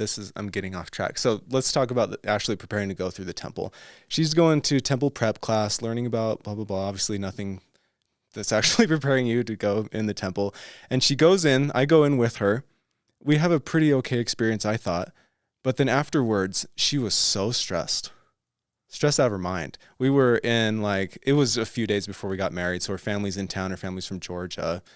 And we were hanging out in the hot tub, and she would just go under water and just hold her breath for a long period of time. And she would just come up after a while and be like, I just feel more comfortable down there holding my breath. Can't think my own thoughts. And she eventually, I was like, what is it about the temple that scared you so much? She was like, I never realized I had to covenant to obey you after I get married. Oh, like, what is all that about? I thought God loved me and trusted me to make my own decisions. All this, I'm a beloved daughter of Heavenly Father who loves me and I love him, and stuff I heard in young women's growing up. All of a sudden, when I go through the temple, I covenant to obey you.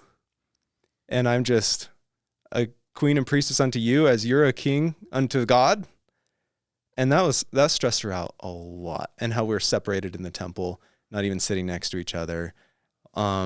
Veiling her face, covering her face when you pray. And this is stuff that has been taken out of the temple since because of internet activism and progressive Mormon feminists complaining and so many young women leaving the church. Mm-hmm. But yeah, just a few years ago and for over a century and a half, a young Mormon woman would covenant to obey or hearken to her husband in the temple, while her husband would have covenanted to obey God. Yeah.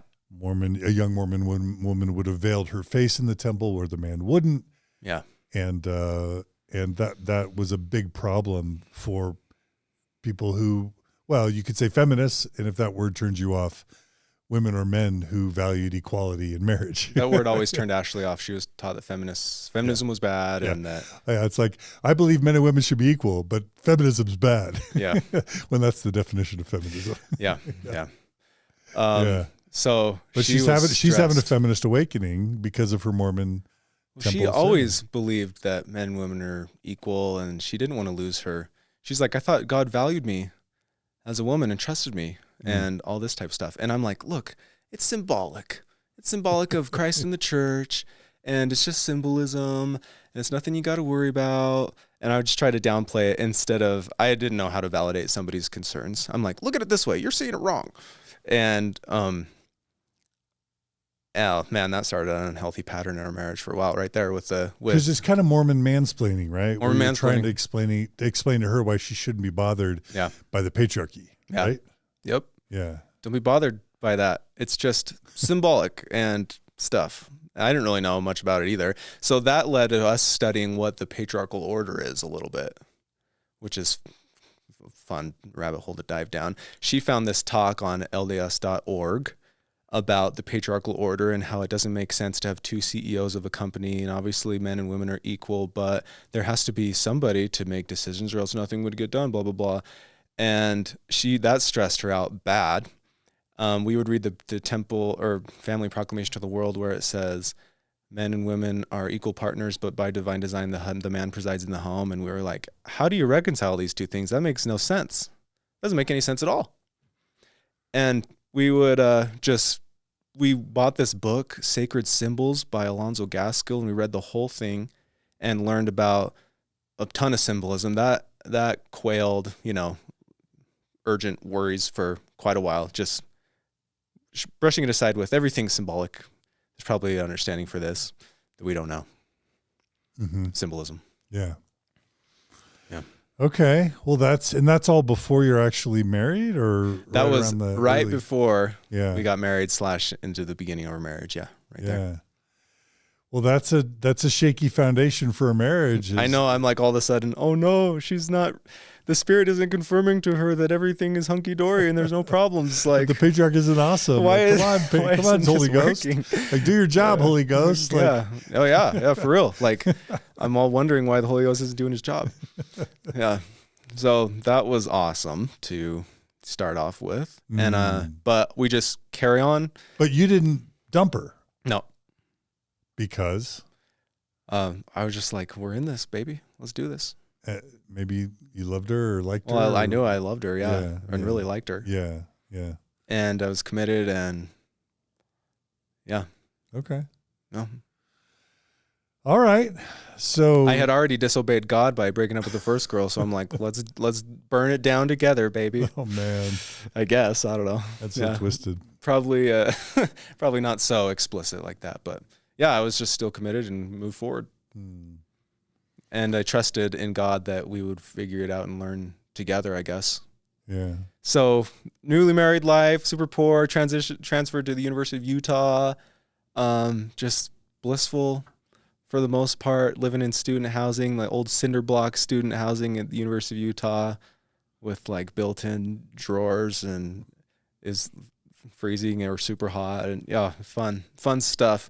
I remember studying scriptures together every night because I was taught on my mission that there's my mission presidents read scripture together every day, and that's what they attributed to being able to work through any problem they ever had, reading 5 pages a day of the Book of Mormon together.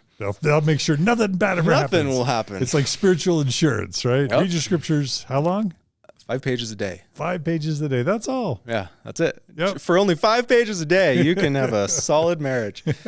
Yeah. So, and I would get stressed. I would actually get frustrated with her if she would fall asleep while we were reading. And it was very much holier than thou. I look back and want to barf at my attitude. Such a simple thing. She's tired. She's working all day. She's a kindergarten teacher. She's paying for me to go to school. And I'm getting frustrated at her that she falls asleep after stressing about her kindergarten students studying for the next day. We go out or whatever, go to the gym. She falls asleep while we're on like page 4 of the Book of Mormon, which isn't super boring. Which isn't a thrill. Which Mark Twain called chloroform in print, meaning it puts you puts you to sleep, right? Yeah. So, but to just say you I would say you come by it honestly, because there's this idea with Mormon patriarchy, with the priesthood, that okay, both need to be spiritual, but the man kind of what? It leads out, is the presiding priesthood authority in the home. Right? Yeah. So you're kind of doing your job. And it's my fault if the family falls away, basically. So you got, Yeah. So Ashley, step up. I'm not going to be like my friend from EFY and her family. Their dad let them fall away from the church. Not going to be me. Yeah. So you were kind of, again, doing what the church taught you to do. Mm-hmm. Yeah. Yep. How was that for your marriage? Yeah, it was great. And for her. Oh, yeah. We still tried to read often, and she would get mad when I would like get mad at her for falling asleep, and I'm just like, I just want to be a good boy and do what we're supposed to do. And yeah, anyways, it wasn't a major theme. I mean, maybe kind of, but yeah, we would progress along. We bought a DSLR Canon T5i because we wanted to take photos. That's a fancy camera. It was a pretty good first camera. Yeah. It's like a beginner DSLR. And we were like, well, we got to pay this off somehow. And so maybe we should like start doing weddings or something. And that's how we got into wedding videos. Why'd you wedding get the photos. camera? We just wanted to capture family moments and have Okay. a solid camera to, Okay. you know. But from the very beginning, we were like very financially. Ashley listened to Dave Ramsey like religiously, Yeah. and always have a savings fund for this or that. And if we're gonna buy something big like a camera, we got to pay it off. So we like put out an ad on KSL Classifieds for our first.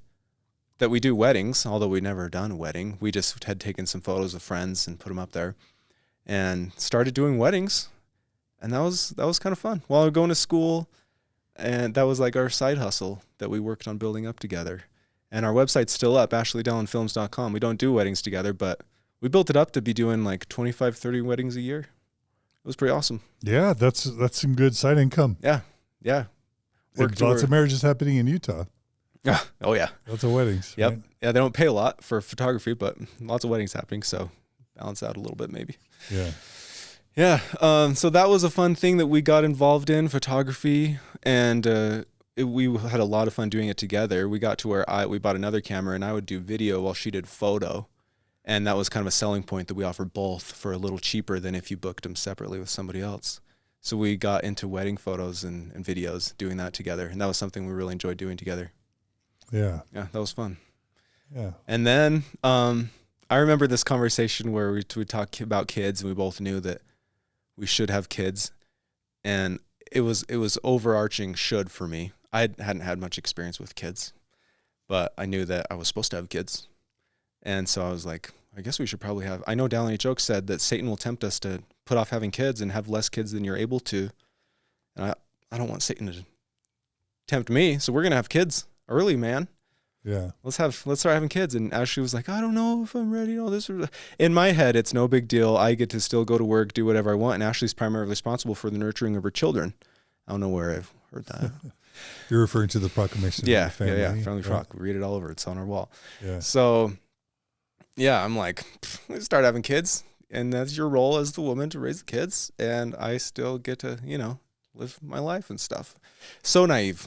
And I just wanted to start always moving on to the next step, And this is so like, we need to pause and just pause at these little points, cause it's kind of right now, man to man. And yeah.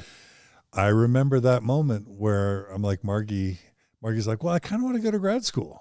And I'm like, sorry. Oh man. Like, we kind of got to start having kids. And then, after a few kids, Margie's like, I think I may be done. And I'm like, no, we're kind of going to have 4. And it sounds horrible to say it that way. Mm-hmm.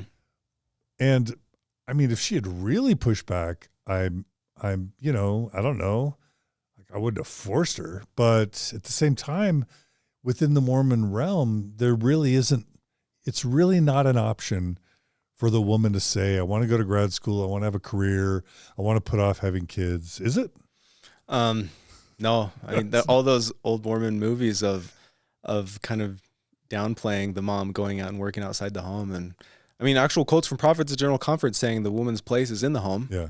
And it's not to be meddling with man's realm of work and stuff. Yeah. Those are all old quotes, but that's in the teachings. Yeah. And, it's still in the culture, when I was there. So yeah, kind of that attitude of we need to start having kids. Yeah. And I think probably 6 or something. And she was like, you want 6 kids? That was stressed her out a lot. And I'm like, I don't know. Yeah, why not? I want to prove to God that I'm going to have as many kids as we're able. Like, just so faithful. Let's do this. Like, God's going to provide a way and type stuff. And so we got pregnant like 1 year into our marriage, a little after 1 year into our marriage. And had our son. She was how old? She's like, she would have been older than probably average. Yeah. So she had already graduated and gotten her master's in teaching. Okay. So I was 22 and she was 23 or 24. Okay. She's a little older than me. Which so the rest of the world is still kind of young. Very young. But, Margie was 22. Cara Burrell was like 19, Yeah. Yeah. Yep. Yeah. Yeah, so we went on like a little baby moon right before the baby was born up to Jackson Hole. And I've never heard that term before. A baby moon? Yeah. Go on a little trip before your baby's born? Uh-huh. Yeah. And then we had George. He's our son. And that was a very surreal experience for me. It was an emergency C-section and a very long labor, really hard. And then all of a sudden, like 30 hours later, I'm holding George in my arms and Ashley's dead asleep, so tired. And I'm just feeding George a little bottle. It was a very special moment I'll never forget. Like, wow, I'm a dad. Yeah. That was cool. Because now you had lost your dad and now you're having a kid. Uh-huh. I mean, it's special without that. I don't Yeah. know. I shouldn't have projected that in. I guess, yeah. To a degree, yeah. Just like kind of taking it all in that I'm a father now. Doing what, as Dallin, taking it in, also feeling proud that I'm doing what I'm supposed to do. Yeah, right. Yeah.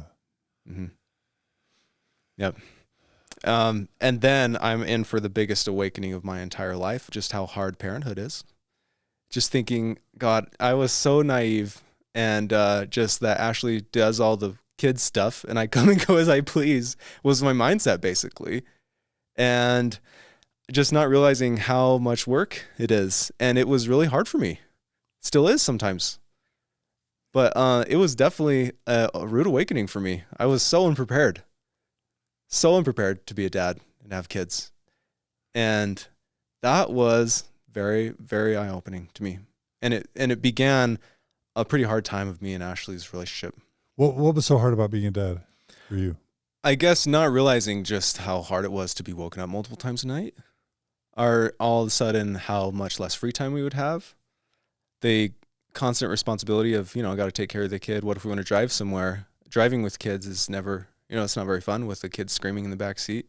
So driving a long distance becomes more stressful. The constant weight of responsibility on your shoulders for this tiny human, Mm-hmm. And that was a very rude awakening for me. I was super unprepared for that. Yeah. Yeah. And, but we just, move forward. I was working at a company called Pluralsight. That's where Samantha Shelley used to work. Oh, yeah. I know. That name sounds familiar. Yeah. She's from Zelf on the Shelf. Oh, yeah. Cool. Yeah. Huh. Yeah. I wonder if I was there at the same time.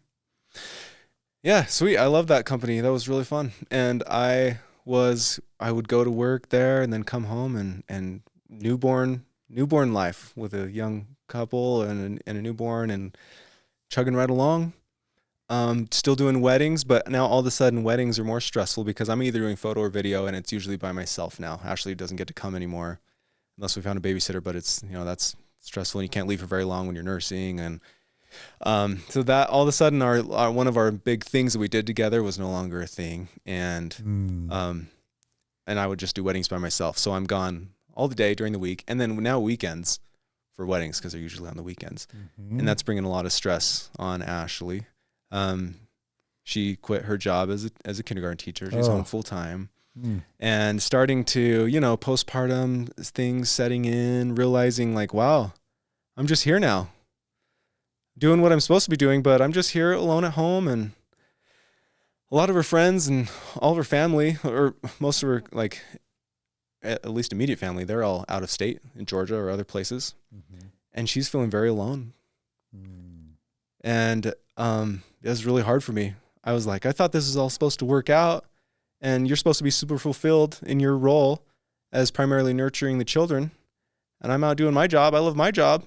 Why is it so hard for you? Yeah. So I was very naive and rude to her a lot. But that's very Mormon, right? I guess.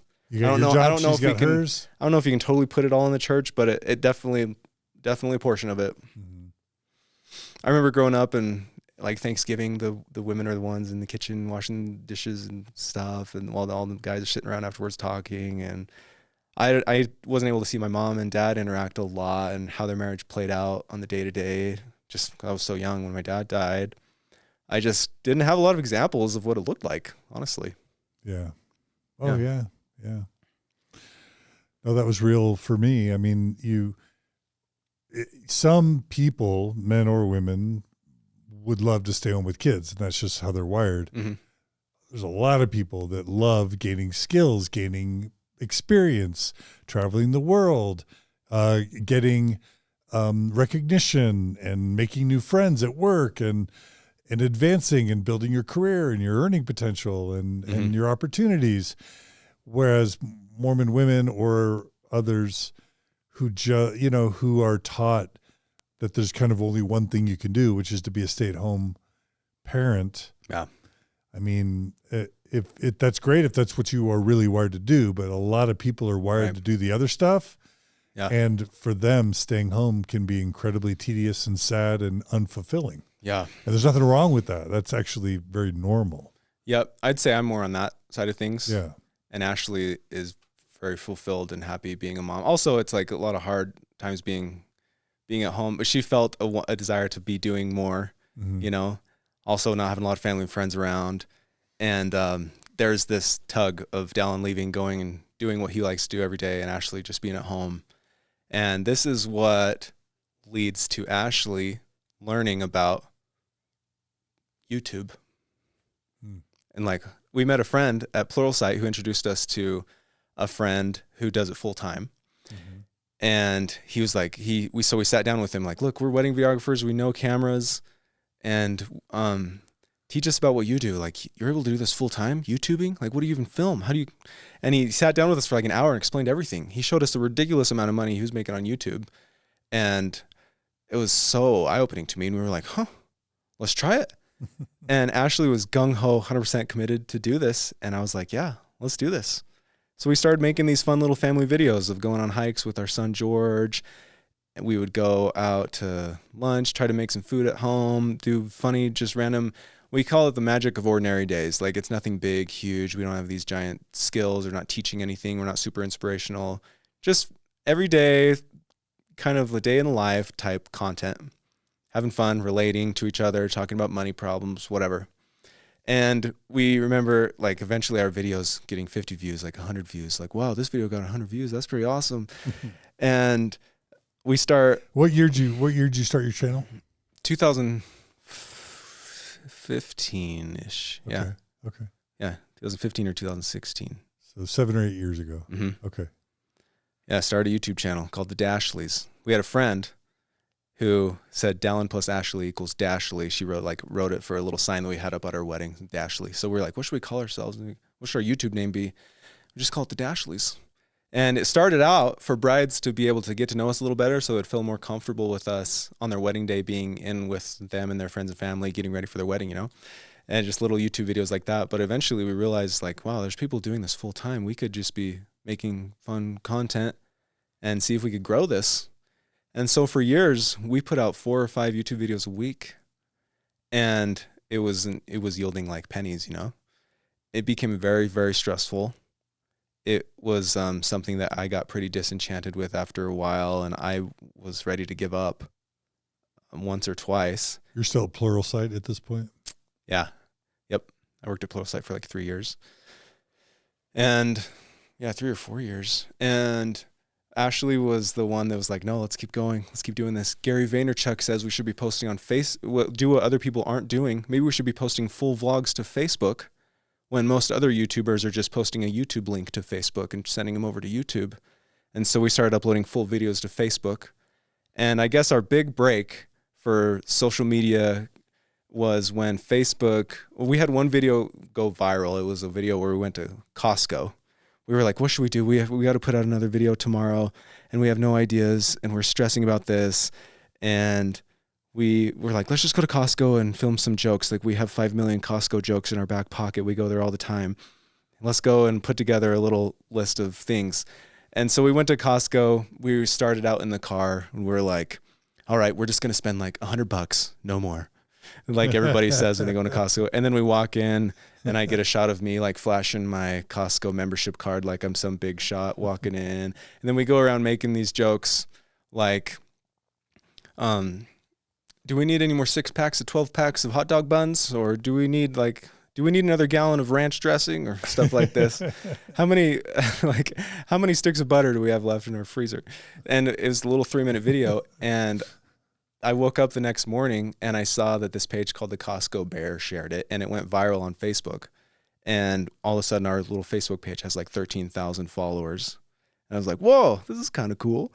And a few months later go by, and Facebook invites us to be part of their Launchpad program, where they're trying to compete with YouTube and get more video content and creators putting stuff on Facebook. And they invited us to be on Facebook and to boost our content and kind of push our videos to what would be our audience and grow our audience for us.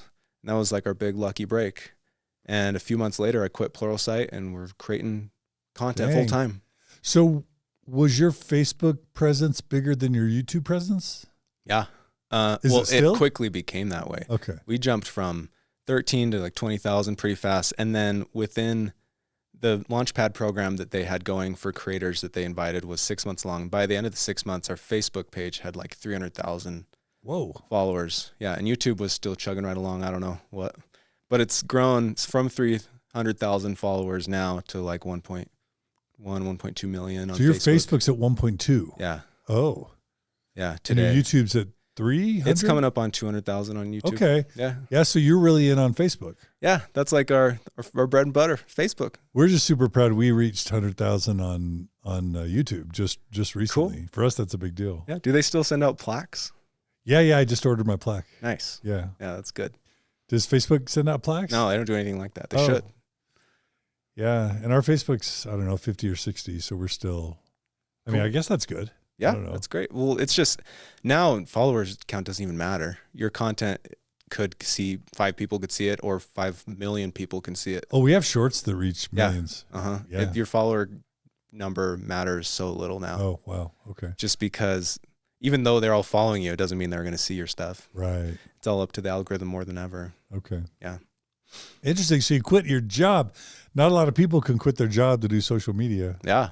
Yeah. It was very weird. I like cried that day for unknown reasons at the time. I guess I was afraid, losing health insurance, all these things that brought a lot of security to me, knowing that I'm providing for my family in a traditional way, going to my 9-to-5 type thing. And now all of a sudden I'm on my own. And I was not very entrepreneurial minded. I was in the total mindset of I will do whatever the church tells me to do. Yeah. And I had my good job after graduating college, like a good boy does. And now we're shaking the boat. What is this, Ashley? It's not necessarily in the Mormon, plan of happiness to become social media stars, even though there's a crud ton of Mormon families doing YouTube and Facebook, right? Uh-huh. Aren't there a lot of Mormon influencers? Yeah, I guess there are. Yeah. Yeah. It's a kind of niche. Yeah. We never really got in with that niche. But for a little bit. You were supposed to have been a dentist, Yeah. But we went the social media route. I still don't know how to describe what I do for a living. It's weird, but you make videos with your kids is what you do. It's like videos of what? I don't know, life. Yeah, but that's what we do. And for whatever reason, people still follow us and like our stuff, and we make money through ads and brand sponsoring our videos, and so we're still doing it today. Yeah. But it's been a wild ride, one that has stressed me out a lot, and other times brought me tons of happiness and fulfillment. So the Mormon angle of this, are you thinking, is the back of your mind like, I could be a missionary, or like, totally. Will this help cause us to lose our faith? Like, what's going through your mind as you make this transition from a Mormon perspective? My patriarchal blessing says that from my mission onward, I will never be out of the service of the Lord, and the Lord needs teachers, witnesses, and people to testify, and my name will go throughout the whole world as a witness of Jesus Christ. So I'm like, I think that this is my patriarchal blessing coming true, and my name is going throughout the whole world. I'm not really talking about Jesus at all, but maybe the way that I am living will rub off and people will know that we're Mormon. We say it like from time to time. We never like emphasize it, but we had the missionaries over once on a vlog, and we talk about it from time to time on our podcast. And we did like a Ask Us Anything about why we're members of the church, and so people knew that we were Mormon just from our day-to-day content. But it was never a major theme, but I guess that's one thing that I was wondering and running with, that I was supposed to be a good example of a good Mormon through YouTube and Facebook. Yeah. Yeah. So I guess that was a Mormon angle of how I kept going, feeling like this is how I can affect the world somehow. I feel it seems kind of presumptuous. Like, I hate the term influencer. Like, it seems kind of presumptuous. I'm going to influence somebody today with my content, you know, hold my phone out and influence some people, you know. But I guess from a Mormon perspective, yeah, I hoped that I would bring people to the church. Well, there's that Book of Mormon musical moment where Elder Price sings, "I'm going to be the Mormon who changed all of mankind." My best friend. Yeah, exactly. Yeah. Right? Uh-huh. Like, that's certainly within a Mormon's worldview, that maybe if there's righteous as Ammon or Lamoni or, you know, not Ammon or Sons of Mosiah or whatever, or Sons of Helaman, that we can convert the world, you know, right? Yep. Yeah. Yeah, and I think some people did join the church. They knew we were Mormons, and they emailed us and said they joined the church. And so there's that. Yeah. We've been able to bless other people's lives from saying, like, our videos have helped them not commit suicide, or we just help them feel like they're not alone, or they feel like that we're their friends. So that always made me feel good to know that, even though I don't actually know them in person, that we're just putting out human content, everyday life human content that a lot of people out there are relating to, and helping them not feel alone in whatever station they find themselves in their life. So that was cool. Feeling like I was, doing some good in the world. Yeah. That way. Yeah, that feels good. Yeah. Man, so I guess we could move into some psyche type stuff during this time, and where I guess we reached a breaking point. I don't know. So is this where kind of your faith journey starts to unravel for you or her or both? Is that next? So I guess we moved to Daybreak, and we get part of a real ward. Our first apartment, it was a branch because they didn't want the apartments mingling with the neighborhood people in the houses. So we were a branch in Utah. We always thought that was kind of weird. Like, why don't we all just get to be part of the same ward family? Whatever. I don't know. We finally moved to Daybreak. We're in a ward, and I get my first calling as a Cub Scout leader. Every Wednesday night now, I'm leaving Ashley home alone with the kids, and she would complain sometimes. In my mind, like you would hear apostles and prophets talk about their wives, how their wives never complained. And now here's Ashley complaining a little bit about she's having a really hard time this Wednesday and wants me to take one of the kids to Cub Scouts or I tell them you can't go this week or something. She was having a hard time. And I'm just like, I told her, no, like, this is your role, and I'm going to fulfill my calling, whatever the Lord has called me to be a Cub Scout leader, you know? And so I would just go and be like, sorry, this is my calling right now, and I'm going to do a good job at it, type stuff. I can't imagine how bishops' wives feel. Yeah. You know, maybe some of them are super fulfilled and are blessed, but I have to imagine some others struggle with it more. Mm-hmm. Here I am just taking 1 hour a week with my little calling, and it's like, brings some stress to my marriage. And it's little things like that creep in. I still have this, whenever something wrong happens, I'm like, what did I do wrong? Whenever something bad goes on, like when a kid wakes up screaming at night, when our daughter is throwing up sick again after I just cleaned up puke at 1 a.m., now it's 3 a.m. and there's more or whatever. I'm like, what did I do wrong to deserve this? It was always me. Something's wrong with me if this is happening. And I just felt so unworthy all the time, basically. It's always a constant question in the back of my head. If I am unworthy. Watching a mature rated show and there's a nude scene or whatever, rack my brain for days after that. There's that no PG-13 thing your dad said, right? There's that. Yeah, I had since gotten over that. Me and Ashley like watching shows and stuff. But that still probably lingers a little bit. But I also just have the Mormon teaching, like, don't watch any, mature content. And if we're watching a show or whatever and there's a sex scene, like, that would rack my brain for days afterwards, and I would feel like crap. And Ashley's feeling no guilt whatsoever. She's like, oh yeah, that was a good show. What? And I'm just like, how does this not stress you out so much, or blah, blah, blah. And it becomes a theme where I just am overridden by guilt so much of the time. I was stressing about my worthiness. And there are other marital things too, where Ashley and I are fighting about this and that, and parents and kids, nothing out of the ordinary, I don't imagine. And we eventually get to the point where we're like, we need to go to marriage counseling.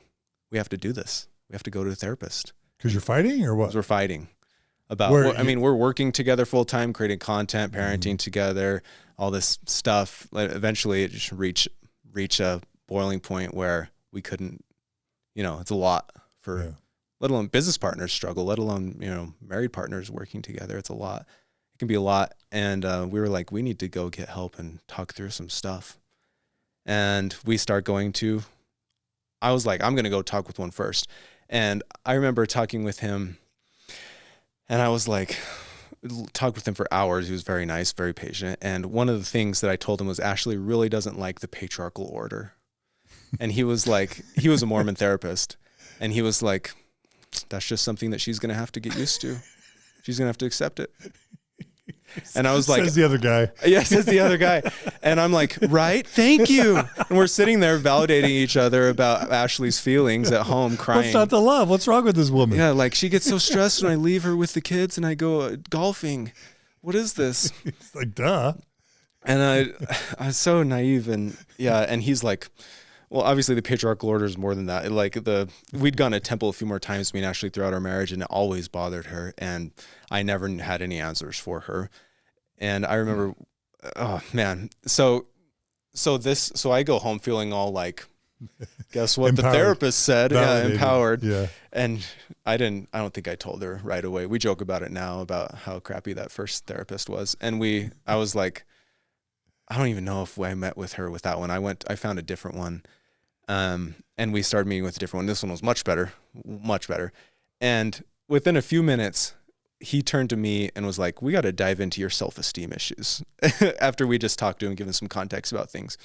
And I started talking about worthiness, about the church, I told him about my past with Mormons, with marital forgiveness.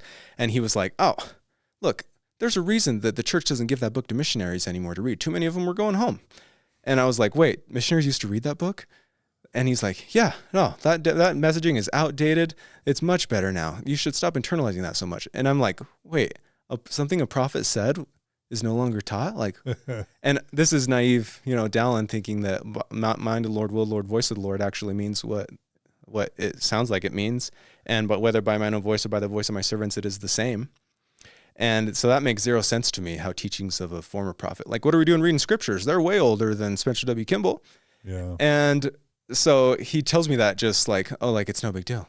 And he's like, Ashley, patriarchal stuff was another thing, the patriarchal order. And he's like, oh, look, family proclamation, that part, it was written by a bunch of, the apostles. They're pretty old. It was a document for something to do in Hawaii. Like, that'll probably change eventually. The brethren are coming around. They're about 20 years behind the times. And he starts saying all this stuff to us. He's an active believing member. Yeah. He's very, come to find out, nuanced and progressive. Yeah.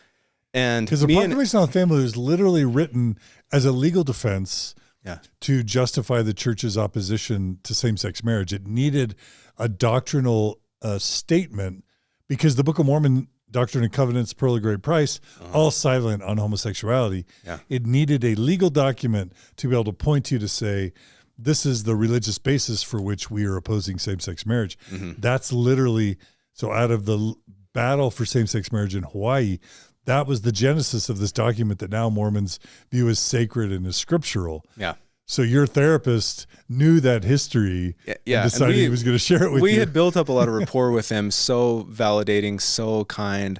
And so when he starts telling us this stuff, we believe him and we take what he's saying seriously.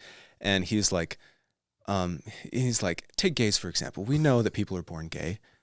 It's documented now. In 20 years, I'm sure gays will be allowed to be married for at least for time, maybe not for eternity yet. And we're like, you're like, what? We're like, he's saying this, and we're like, are you for real? And I'm like, what about like, I had some questions about answers to gospel questions. I read some of that on my mission, and he's like, oh yeah, Bruce R. McConkie, Mormon Doctrine, that book, they made him go back and add that whole preface saying these are his words. It's not actual Mormon doctrine.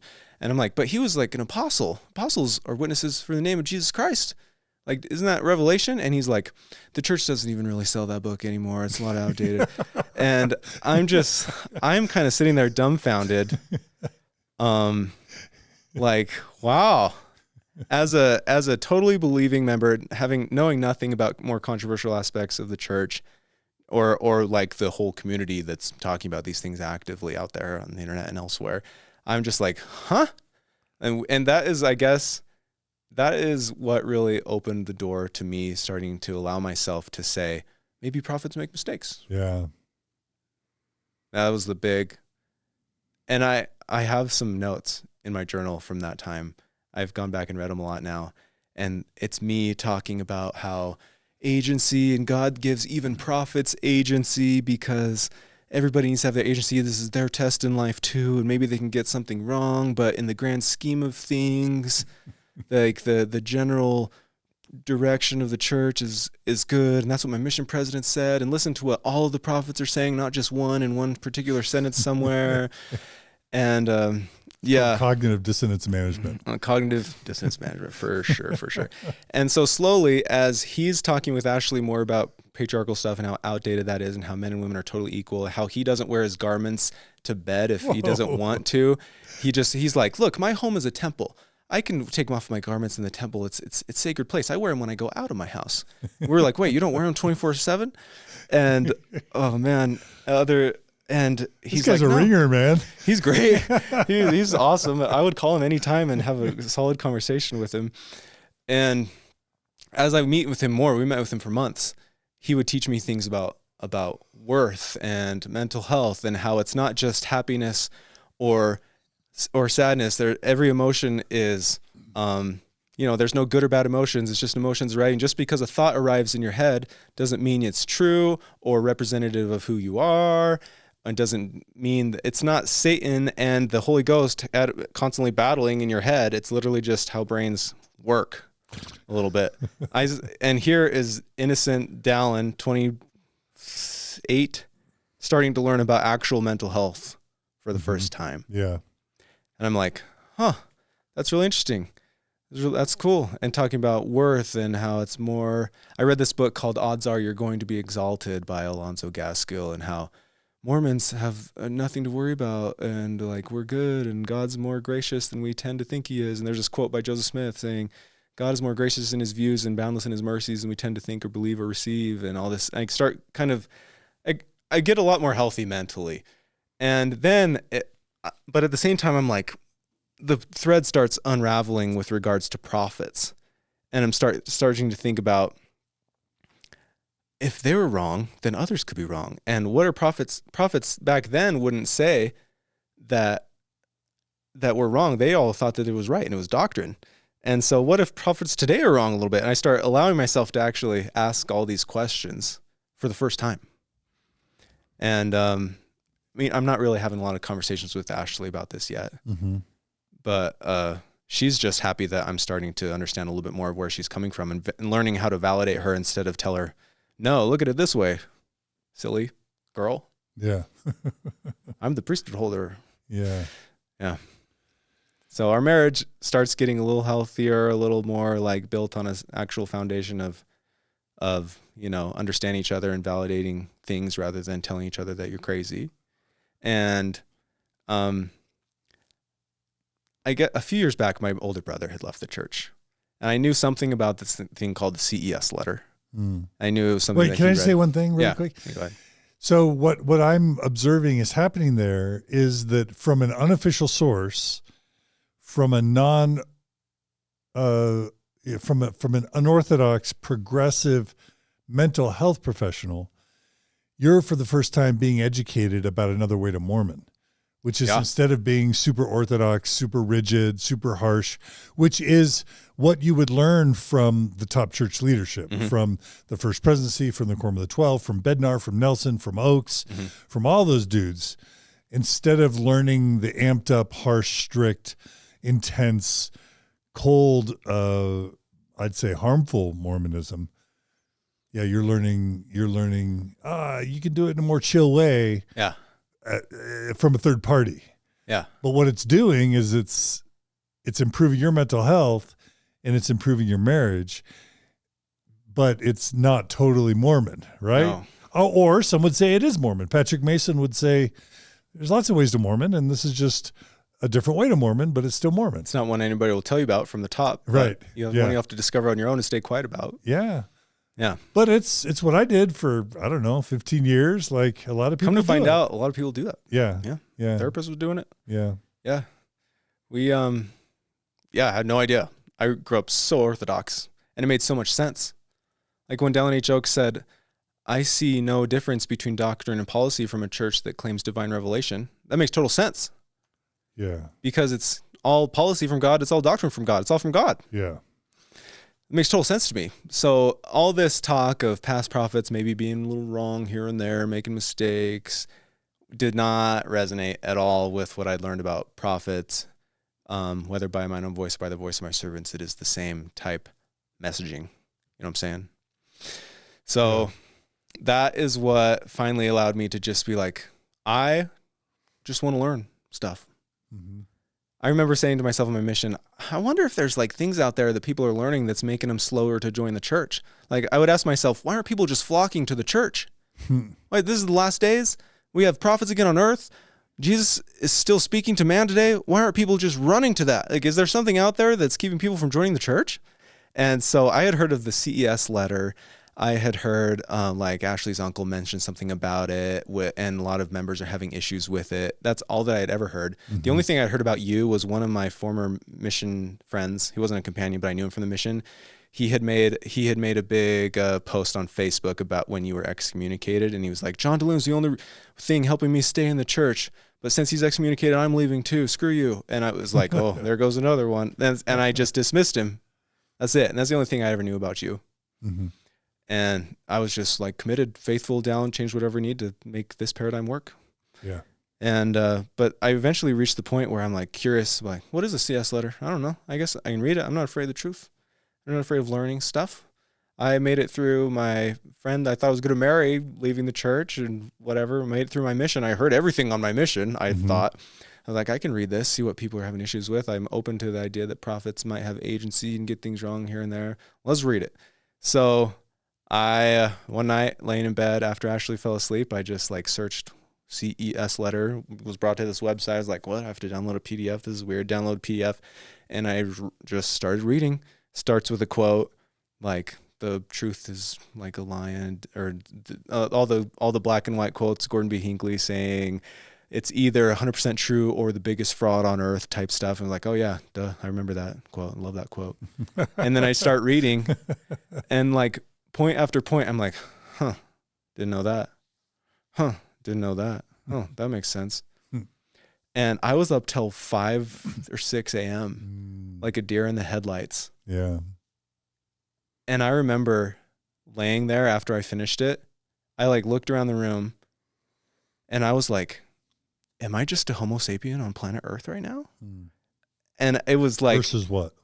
Versus spirit temporarily inhabiting a body. This is my test to prove myself, child of God, worthy to. Yeah. I had this very, very come to Dallin moment where I felt like I had jumped into my body and it was just me in a room in my house looking around, total silence.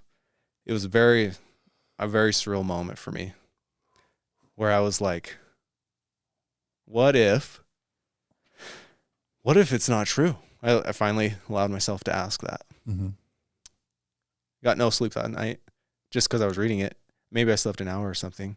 I was afraid to tell Ashley that I read it, and I all of a sudden was having all these thoughts in my head. Mm-hmm. And when I finally told her a few days later, she was like, awesome, let's talk about it. She's so great and so willing to just talk. And she never was like, never made it conditional upon me being active or anything like that. And that was the healthiest, that started the healthiest time in mine and Ashley's marriage, where we would actually, she was like, you have a concern that you want to talk to me about? That's awesome. Let me hear a concern that you have. There was a time early in our marriage where I was just like, she turned to me one time in the car. She was like, what are you passionate about? Like, what do you want in life? Like, what gets you up in the morning? And I was just like, I don't know. And like, she just was raised so well, apparently, and very entrepreneurial minded, like so with herself in tune. And she's just so happy that her husband wants to talk to her about a concern that he has about the church or anything. Like, he's experiencing an emotion and wants to talk to me about it. That's great. because I would just hold things in, try to keep a happy face, stay positive about everything, and everything's going to work out, and Jesus fixes everything, and it's all going to be better someday. You know, mockers shall laugh, but they shall mourn. In the last days, righteous will be made. You know, like all the messaging from Isaiah basically puts you in this mode where you endure whatever the heck now, and in the last days you'll be exalted and happy, and everything's good. What I'm interpreting from that is that you weren't living authentic to Dallin. You were living, again, the life the church wanted you to live. Uh-huh. And as a result, you were strict and harsh and obedient and intense, but you weren't super happy or fulfilled.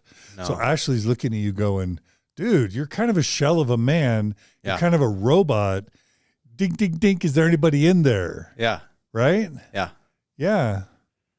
Exactly. And so she was so happy that I wanted to come talk to her about something deep down in my heart. What? You have feelings? What? You have share with me your feelings. You have weaknesses? Like, yeah. It's called vulnerability, right? It's called emotional intimacy. Uh-huh. For the first time, you and Ashley started developing emotional intimacy in a deeper way. Yes. Yeah. Absolutely. Yeah. And I would share my concerns. What do you feel about this? What do you think about this? And she would be like, yes, thank you. I've always had these concerns. Don't you notice when I leave the room when Dallin H. Oak speaks or general conference? Stuff like this. So she had been keeping all that from you. Well, she would say it. I mean, I guess more in the beginning of our marriage, she would say stuff like that, but I was always get defensive and try to mansplain her and say, look at it this way, look at it this way. And basically invalidating her. The way you see it is wrong. This is how you should see it. This is the first time we were like over a major issue that we were able to talk to each other on, see eye to eye on, and just validate each other's concerns. And I started to finally see where she was coming from with regards to her concerns with women in the church. She would always say things like, why are there only men up there? When we blessed our kids, she hated that she couldn't stand in the circle type thing. And she loved the blessing. She would cry and think it's a beautiful thing. But she also at the same time was like, why can't I stand in to bless our son? Why can't I stand in to bless our daughter? And she felt very strongly how women are relegated to the background. Mm-hmm. And it was just something that always stuck with her and always bothered her. We would, during this time, our kids are getting a little older and we want to start doing family home evenings and teaching them the principles of the gospel. And it made us sick. Our kids teaching by now, George is 4. James, our daughter, is 2 or 3. And we would do lessons on obedience and teach them about the church, or start to. And I had read the CES Letter. I have all these questions in my head. I would kind of sit back. Ashley would lead it a little bit, but she would eventually share with me that she was feeling hesitant too. And she eventually reached the point where she was like, I cannot teach my daughter this. I grew up feeling like I do not want my daughter, I want her to at least go through this life feeling like she is equal to everybody else, including men. And if in the next life, God really does like men more than women and want men to lead and women are just the handmaidens to help out with stuff, then she can work it out then and I'll take the blame for it. Maybe God will take James off the hook, but I don't want her to go through this life feeling that way. Mm-hmm. That's what Ashley would say. Yeah. Yeah. That was pretty big. I went through my journal and picked out a few snippets of the progression. The progression, I indicate downward, but I would say it's probably upward actually now. But this is, let's see here. Where are we? February 18th, 2020. There are a lot of things that God's hand doesn't directly influence. We have agency. February 27th. Positivity is best expressed after validation and processing. I talked with our therapist a lot about positivity, and he's like, Dallin, you seem like you have a really hard time expressing negative emotions. Where does that come from? And I'm like, hello, where do you think it comes from? Toxic positivity is everywhere in the church. And I learned about how to validate somebody's emotions, and positivity is best experienced after processing whatever it is, and then you can feel good about it or whatever, or resolve to have positive outlook on it. But first you got to process the crap. Mm-hmm. That was the first time I learned anything like that. Okay. April 28th, focus on the Savior. Reread Odds Are You're Going to Be Exalted. Forget whatever you learned from Bruce R. McConkie. That's April 28th. May 25th, 2020. I'm really struggling with church lately. So we had stopped going to church because of COVID during this time.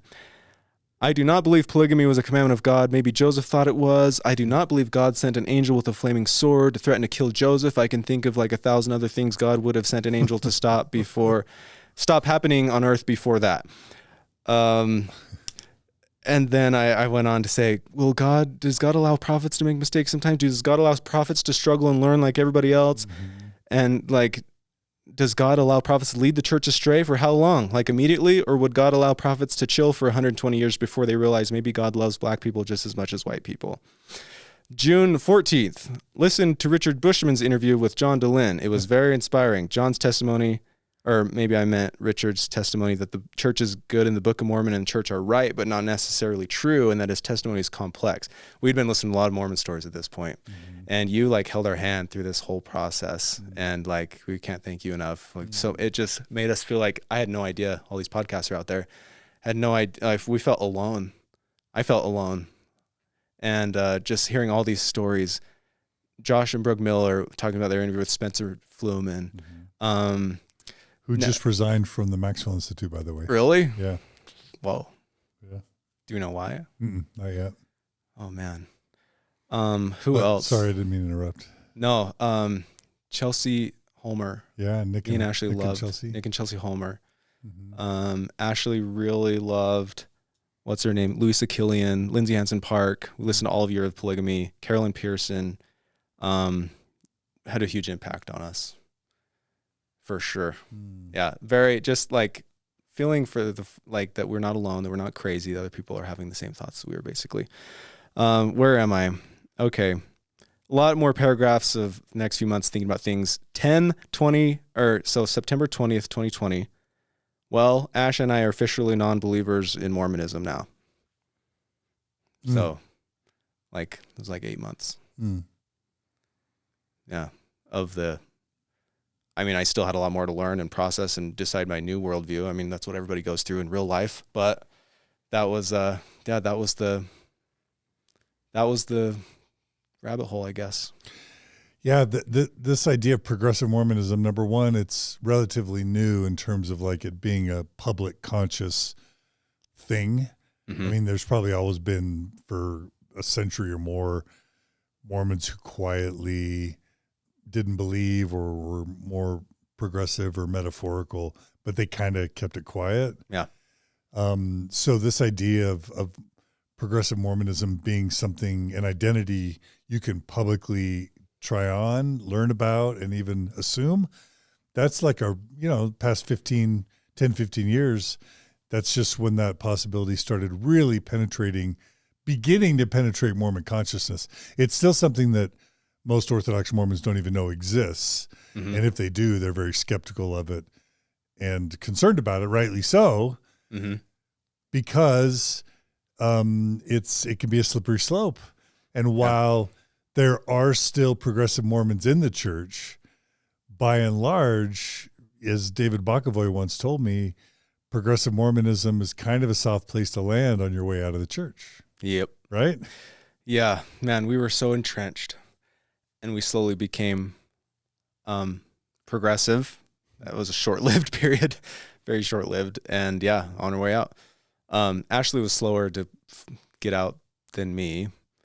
She still has times where she's like, I don't know what I believe. But she's mostly like resolved that there's a lot of things that are not right, So that I want to call attention to that because you were the more dogmatic, Orthodox, devout one. Yeah. She was the more flexible one.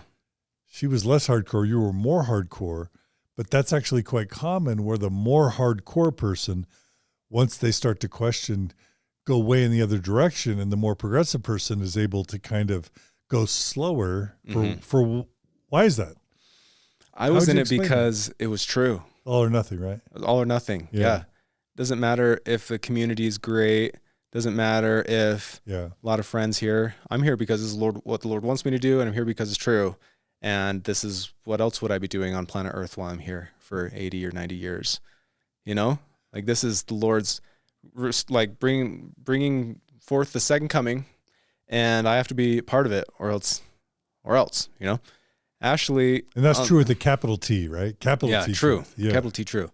Ashley, And so for you, it's either it's totally true with the capital T, or as Gordon B. Hinckley puts it, a huge fraud. the greatest fraud ever perpetrated on mankind. Yeah. Right? And it's makes me sad to say that, thinking of all my family and active family and friends who are, you know, seemingly very fulfilled by it still that's today. not our words. That's Gordon B. Hinckley's words. Gordon Right? Hinckley's No, words. seriously. Yeah. But I guess in their minds, that's how I Oh. see it. But in reality, it's somewhere in between for me. Oh. It's one of many religions that a lot of people are finding meaning, fulfillment, and community and hope in. Yeah. You know. But for Ashley, it wasn't as binary. No, Right? her family's all Mormon. Her friends are Mormon. The community is so great. She feels loved. She feels accepted. She likes the idea of eternal families and all of that, you know? Yeah. According to Dr. Christian, that's typical of, you know, men and women seeing it. Men are more for the veracity aspect, and women more for the utility aspect. Oh, you're referring to the Dave Christian episode on Mormon Stories, Yeah. utility versus I actually validity. met with David Christian for like Were you in Logan, 6 or months. did you do it over Skype. Yeah. He's great. It's awesome. Shout out to Dave. Love you, So Dave. helpful. Yeah, Yeah. love Dave. Yeah. Man. Yeah, I had to move on from our progressive therapist after a certain point and talk with Dave. That didn't work for you after a while. Well, we eventually just you know, said thank you for where you got us. We're going to take it from here on our own. And but I didn't. So after what wasn't working for you with progressive Mormonism? Why didn't that become your destination? It just didn't make sense to me. From everything I'd learned too much, and I thought about it too much for to be able to. Like, I guess truth is a higher value to me than being in with the Mormon community. I guess it boils down to that. Some people, you know, don't care. Like one of our old neighbors said, Joseph Smith, hate the guy. I just need to go to church to have a community and to have some hope that there's something after I die. And so I was like, whoa, you believe that? But yeah, that's where, gosh, I'm guessing way more people are there than I originally ever thought in my life, where they are making it work for them and setting aside their cafeteria Mormons. Yeah. But that just didn't work for me. I had heard too much. I had heard the prophets literally say, there's no such thing as cafeteria Mormonism. Don't do that. Right. I'd listened to all the top leaders for too long. Yeah. Took them too seriously, I guess. Yeah. Yeah, because a progressive Mormon would be like, oh, they'll pay attention to those guys. You know, that's what they think, and bless their little hearts. Bless their hearts. Yeah. It just didn't work for me. Like, if it's not true, then I'm not going to base my life off of something that's not true. That's what I had to boil it down to. And 10%. Yeah, especially as our channel grows and stuff. Like, it's a lot of money to be saying goodbye to every month. Yeah. You know? Yeah. And I remember the last time I paid tithing. Click submit on lds.org and see the little picture of a hand handing a slip to another hand. Well, you guys decided to resign. We haven't resigned, but I just remember my last time paying tithing. I was like, oh, the tithing, not really. It was like in May of 2020 or something. I was like, Lord, I'm just doing this as a sign to you that I want to do what's right. Hit submit, close my eyes, you know? And but stopped paying since then. Yeah. Wow. That was kind of a big deal. Yeah, I bet the church lost a lot of people during COVID, right? According to ex-Mormon subreddit, Yeah. it seems like there are so many stories like that. COVID was a bad era for the church and every church. And Dallin Jokes comes out in the next general conference and talks about every church is losing members, but not as slow as the Mormon church. We're growing, and and now Jeffrey Holland saying, true faith is always in crisis. Stuff like that. That's managing expectations, isn't it? Man. That's lowering the bar. That's like what my institute teacher said. Book of Abraham is a revelation. True faith is always in crisis. I remember I called my, the friend that I told you about that had left the church for me, FY, I called her dad and had a 2-hour long, he was so happy to hear from me. And he was like, oh, how the tables have turned. Yeah, exactly. And I think you know them, Chris and Heather Lundwall from Colorado. Oh yeah. Yeah. Anyways, great friends now. He became like a mentor for me. And I still talk to him off and on, and just tells me where he's at now. Me and Ashley talked with him and Heather for a long time one night, just crying and asking him questions. And what do they do now? What do they believe now? Where are they at now? And that's what me and Ashley have been doing for the past 3 years is breaking down our old worldview that didn't work for us and building up a new one. I imagine that cycle will probably keep going. Mm-hmm. Yeah. Yeah. But, man, it was a wild ride, and it brought me and Ashley's marriage improved so much, which is such a... After what? After leaving the church. We see each other as friends now, like life partners. I had so much baggage associated with the term husband and wife and like family and home, even what a home looks like, what a husband looks like, what a wife looks like. Yeah. So many shoulds in my head from the church, so much baggage. That's been a process of dropping, still working on it, honestly, but there's so much, and just trying to get in tune with my Dallin self and what do I like, what do I not like, what do I want out of life, what floats my boat, what really makes me want to wake up in the morning, like, and approaching fatherhood from a Dallin perspective rather than raising, these are temporarily my kids under my custody, but they're really God's kids. And if I fail to teach them repentance and faith in Lord Jesus Christ, then the sin is on my head, and so much less guilt and fear, and so much more just living from like a place of like my heart, I guess. Yeah. And just learning to do that for the first time. Yeah. Yeah. Still working on it. Yeah. But yeah.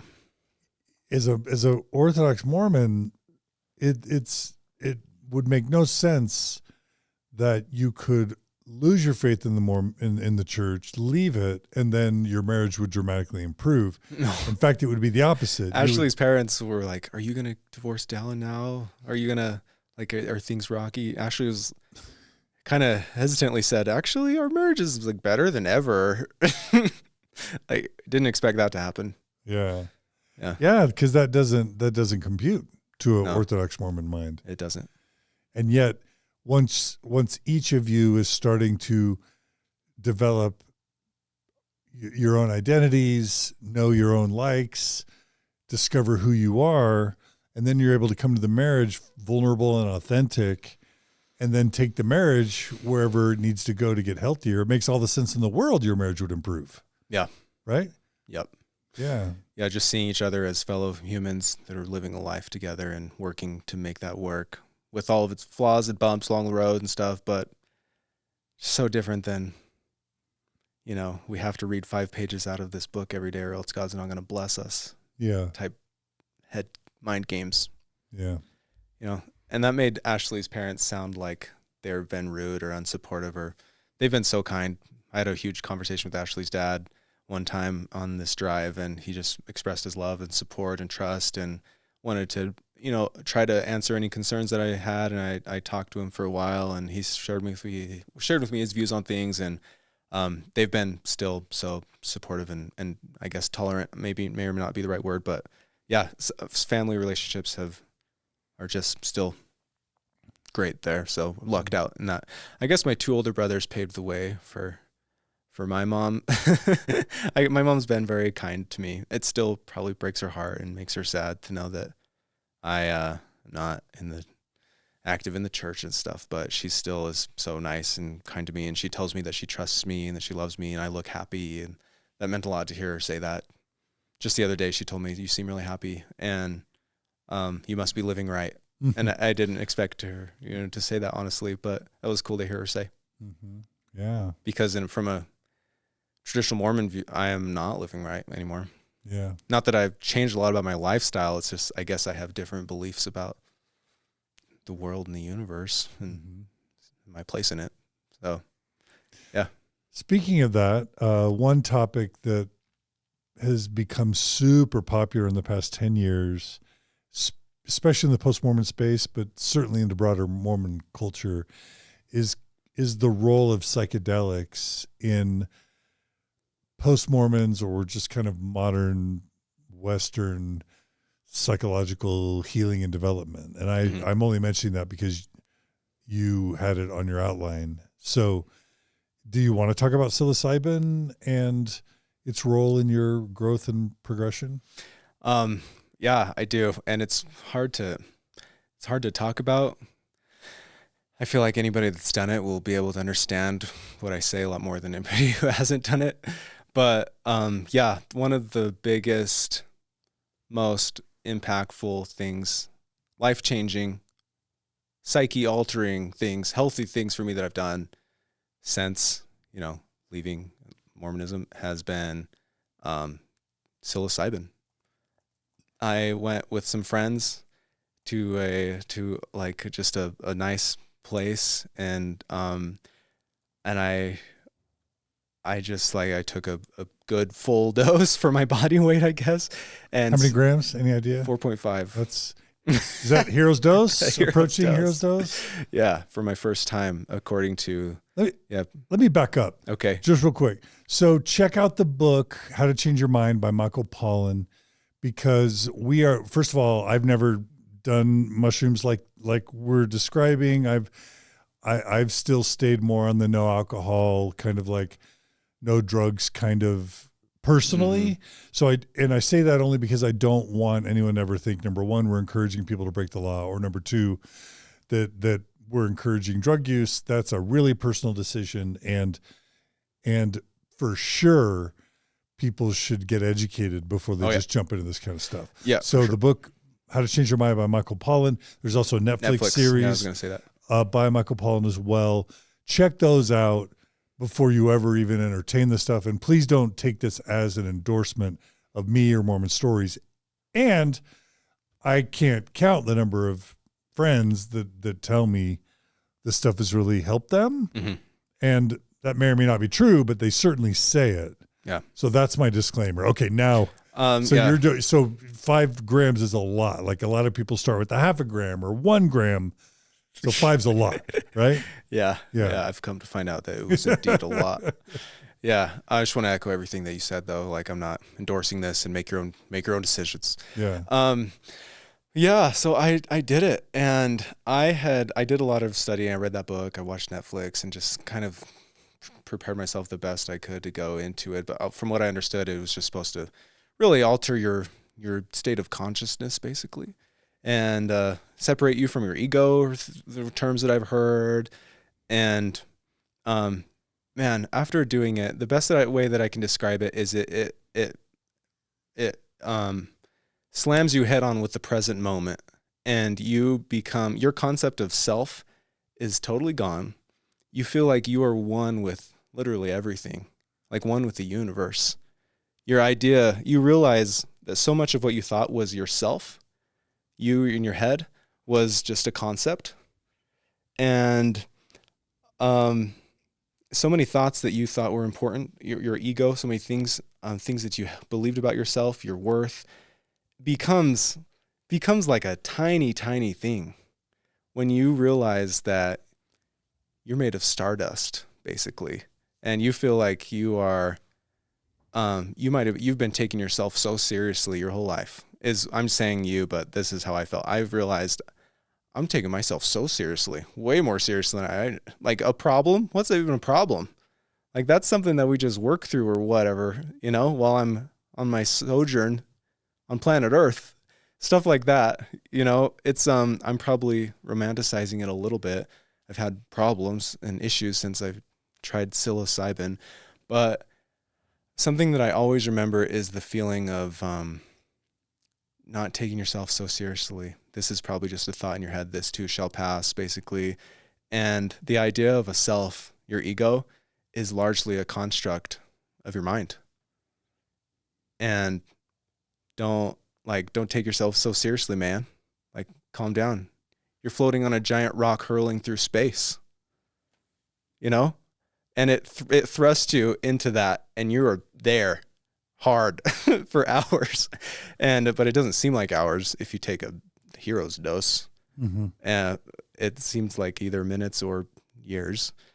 But it was something that changed my mind drastically for the better.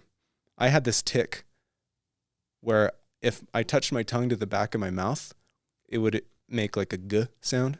If I brought my tongue down from the roof of my mouth, and that is like almost saying God in my mouth if I were to move my tongue around. So I would have this tick where I would go shh whenever I removed my tongue from the top of my mouth. So I was saying gosh instead of God. I didn't want to take the Lord's name in vain. And like ever since doing mushrooms, I haven't really had that. Like really? A little thing like that where I just felt my mind open up so much. And after the mushrooms kind of processed out, it makes you realize that your brain filters out a lot of things that you perceive on the day-to-day. It makes you realize that maybe there's way more to consciousness than you experience on the day-to-day. And your mind is capable of a lot more things. Yeah. And things that I've heard of helping people get over OCD or addiction or be okay with that death. The idea of death while you're on mushrooms is like, oh yeah, nothing's going to change about me. I'm just going to transform from one state to another. While you're on mushrooms, death is like nothing, basically, which is so wild to think about. I've only tried it once since, but I took a little bit less the next time, but it was still just kind of puts me in my place where I remember I'm a speck on a giant rock hurling through space. Don't take yourself so seriously. Just let energy pass through you, good emotions, bad emotions, and just be. Like, this life is your one chance you have this one opportunity to fall in love with existence. Like, so why not sit back and enjoy your life? Yeah. You know, type mentality. Yeah. We grow up with this perception as uneducated, teetotaling Mormons that like, okay, alcohol is benign, but like drugs, like mushrooms, that's really bad. Yeah. But the truth is alcohol is super way more dangerous and addictive and deadly than mushrooms. And mushrooms, psychedelics are literally non-addictive. Your brain won't. I would not want to do that often. No. And your brain wouldn't even have the chemicals. It has to replete a lot of those chemicals. And so I've heard it described as anti-addictive to do psychedelics. And at the most, as I understand it, a lot of people, maybe once a year, but it's nothing like alcohol that can literally destroy your life in a matter of months or years, right? Yeah. Pretty bizarre that alcohol is legal and those aren't. It does alter your, if you drink a ton, I imagine this alter your perception pretty bad too. For sure. But yeah, it's there is legislation being considered in Utah right now in 2023, in the winter, spring of 2023, to legalize psilocybin for medical purposes. And if you watch the movie also Fabulous Fungi or Fantastic Fungi with Paul Stamets, and I'm sure How to Change Your Mind, Netflix also talks about this. There's all these studies at Johns Hopkins and all these elite research medical universities where they're finding that a lot of these psychedelics can be useful with depression. They can be useful with self-harm. They can be useful with PTSD and all these other medical uses that are pretty potentially valid. So again, I've never really done any of this stuff personally, but so this isn't me endorsing it, but learn about it, especially if you've hit some dead ends mental health wise. Maybe it could help. Paul Stamets talks about in Fabulous Fungi or Fantastic Fungi about he used to have Tourette's or stuttering, and then after doing mushrooms, he lost his Tourette's or stuttering. So anyway, it just and it can become its own religion where people talk about psychedelics just like they talked about Mormonism and become missionaries for it. So I mean, it's something to become educated about. Dr. Christian told me about a guy started the Divine Assembly or something. Yeah, Steve Urquhart. You can claim it as a religious sacrament, like peyote. Yeah, Steve and Sarah Urquhart started Divine Assembly here in Utah. Yeah, That's cool. Yeah, no, not an endorsement, but it was something that was very impactful to me. And it was a really, I mean, that and meditation. I've been doing a lot of meditation. I used to think meditation was like a woo-woo type, just sitting there and trying to achieve some kind of mental state. But I've learned that it's literally just observing consciousness itself and just observing your mind and getting to know your mind and the space that you're occupying for 80 years until you die. And it's been so helpful to me, and that's what I try to do every day. I use the Waking Up app for that, and Sam Harris has been a big influence of mine. It's been super, super insightful just to get to know Dallin, get to know the Dallin brain, and here I am, like feeling fortunate to be on planet Earth, and it's just want to do it well, I like what you wrote in your notes, learning about consciousness and how the mind works and realizing it's not do you remember what you wrote? A boxing ring? A boxing ring between the Holy Ghost and Satan? Yeah. That's not what life is. Yeah. Instead, it's what? Oh, man. Well, first off, the brain just sends up a bunch of random thoughts all the time. Yeah. Just learning that that's a thing. Yeah. Brains are reason-generating devices. You don't have to take what it says seriously. You can say, oh, interesting thought. Think about that. Yeah. Or okay, that was weird. Mm-hmm. Or maybe this is indicative of something I should look into. Or, it doesn't mean Satan's throwing a temptation at you or the Holy Ghost is telling you something. Yeah. God wants me to marry this girl. God wants me to marry this girl. Yeah. We had an RV for a bit, and I opened the slide, and the slide got cut on the pantry door and popped out a piece of trim on the side of the slide, like first day we bought our RV, it's falling apart. Mm-hmm. The first thought that went through my head, this is before the faith crisis and everything, was, what did I do wrong? Why did God cause this to happen to teach me something? That I was so stuck in that mindset. And the Book of Mormon says over and over, keep my commandments, you'll prosper in land. Keep not my commandments, you'll be cut off from my presence. All the people keeping God's commandments, and they're blessed. You don't keep God's commandments, they're cursed. Blessed are the blessed. Consider the blessed and happy state of those that keep the commandments of God, for they're blessed in all things, both temporally and spiritually. If they hold out the end, they're blessed. They'll be happy forever. Happiness, if you're doing everything right. Ergo, if you're doing something wrong, not happy. And that's the paradigm that I feel like Mormonism set up for me. And I've come to learn that it's so much more complex than that. And it's not to say that all non-Mormons are super happy and everything's right for them. And it's also to say that there are plenty of Mormons that are on antidepressants. Like, it's just so much more complex than follow the rules, happy, don't follow the rules, bad, sad, depressed. Absolutely. But I guess what's most important, a major theme throughout your entire story has been anxiety, fear, scrupulosity, perfectionism, paranoia. So how are you doing now as it relates to that major theme? I'm at least aware of when I'm feeling anxious better than ever. The things that make me the most anxious and kick me out of I'm chilling here having a good day are probably, I don't know, I get frustrated when kids are screaming or whatever, or lots of loud noises, or it's just something that I try to be a lot more aware of and not let it, control my mind. Definitely not perfect at it, but I at least have a framework to understand my brain is slipping into a fight or flight mode right now, and I'm probably not thinking straight, or maybe anxiety or my stress or nervousness is coloring how I am seeing something Ashley said to me right now. And instead of thinking that Ashley hates me and sees me as a horrible person, maybe I am feeling something else right now. I'm not going to be so quick to jump to conclusions and say that she's being a jerk. Maybe I should slow down and ask her for context where she's coming from, for something like that. I feel like I have much more of a healthy framework about how my brain actually works and how the world actually works of mental health and working through things with the human brain that we find ourselves inhabiting, and or at least feeling like we're inhabiting, and and working with that versus just, what am I doing wrong? What are we doing wrong to deserve this? What is God teaching me with this? It's just a much more practical framework, I feel like.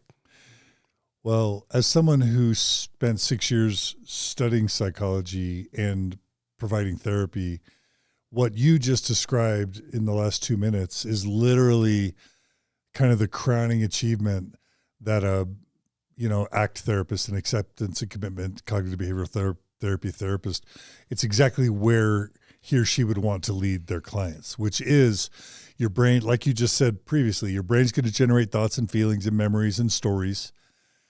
And it's always going to do that, no matter whether you're Mormon or not, religious or not, happy or not.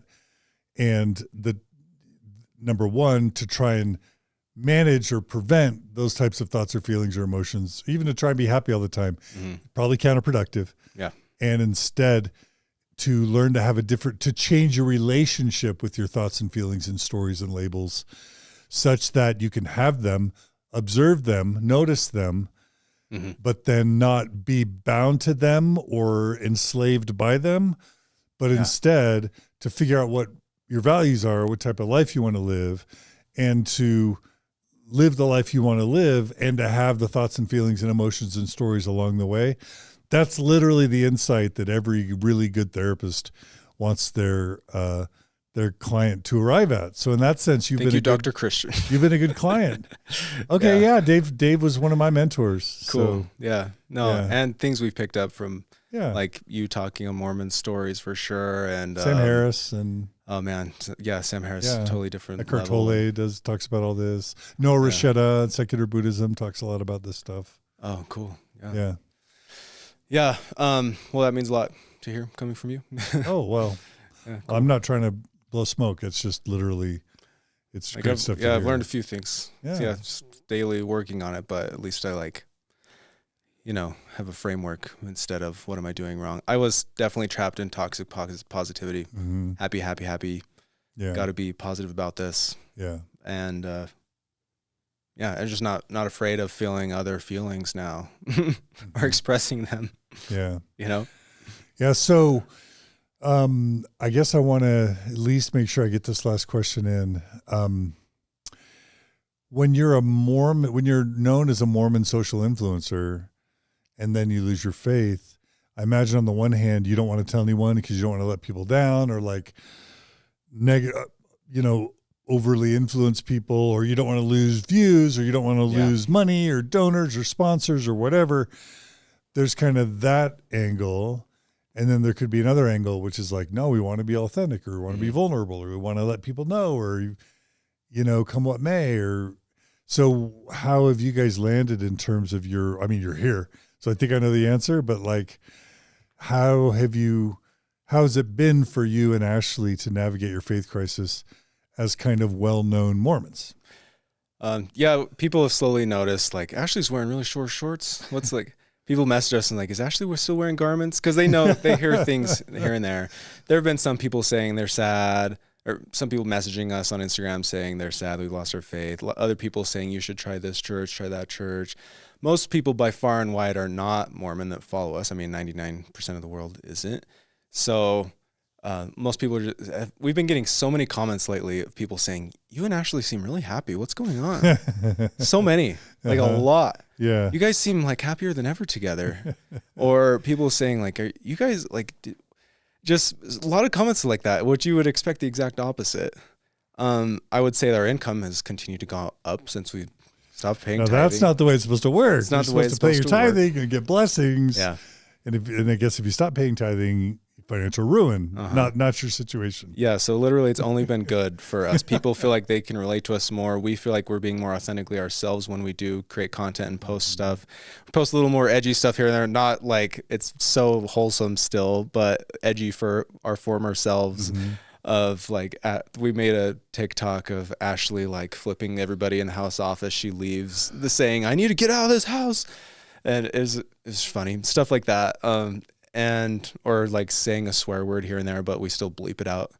But it's just the fact that we're saying a swear word. People are like, oh my gosh, Ashley said a swear word. Dallin said a swear word.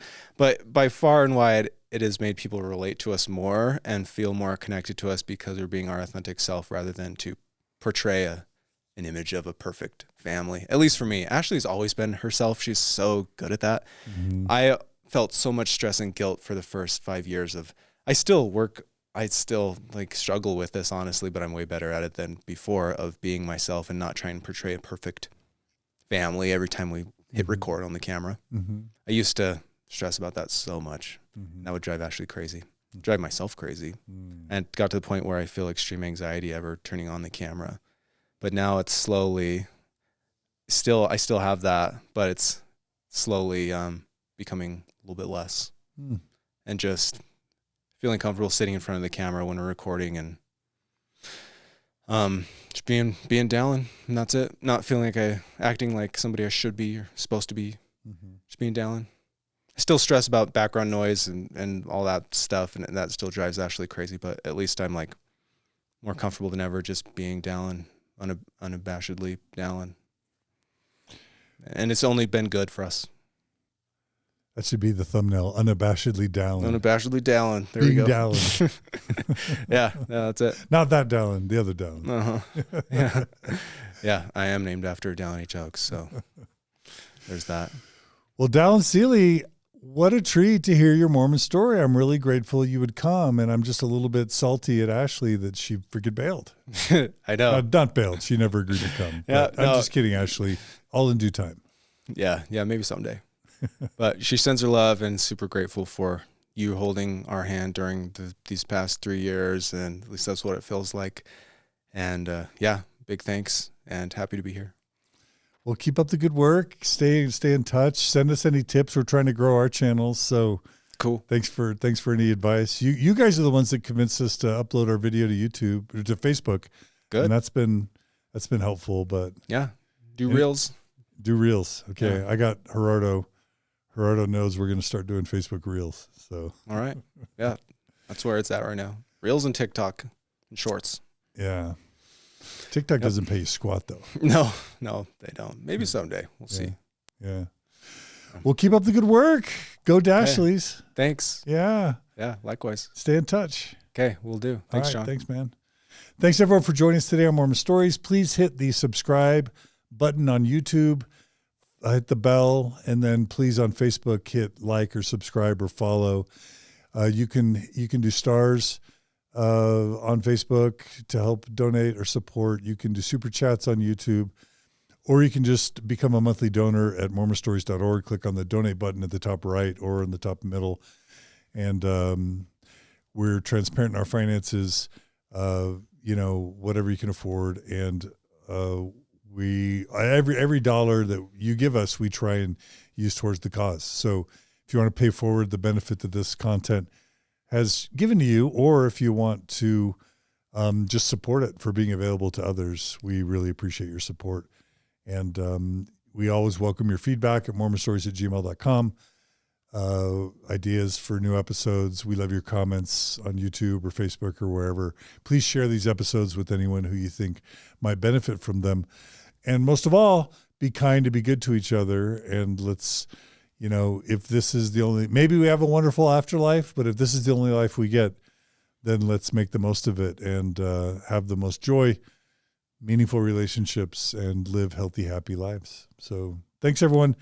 Take care, be good, and we'll see you all again soon on another episode of Mormon Stories Podcast. Take care.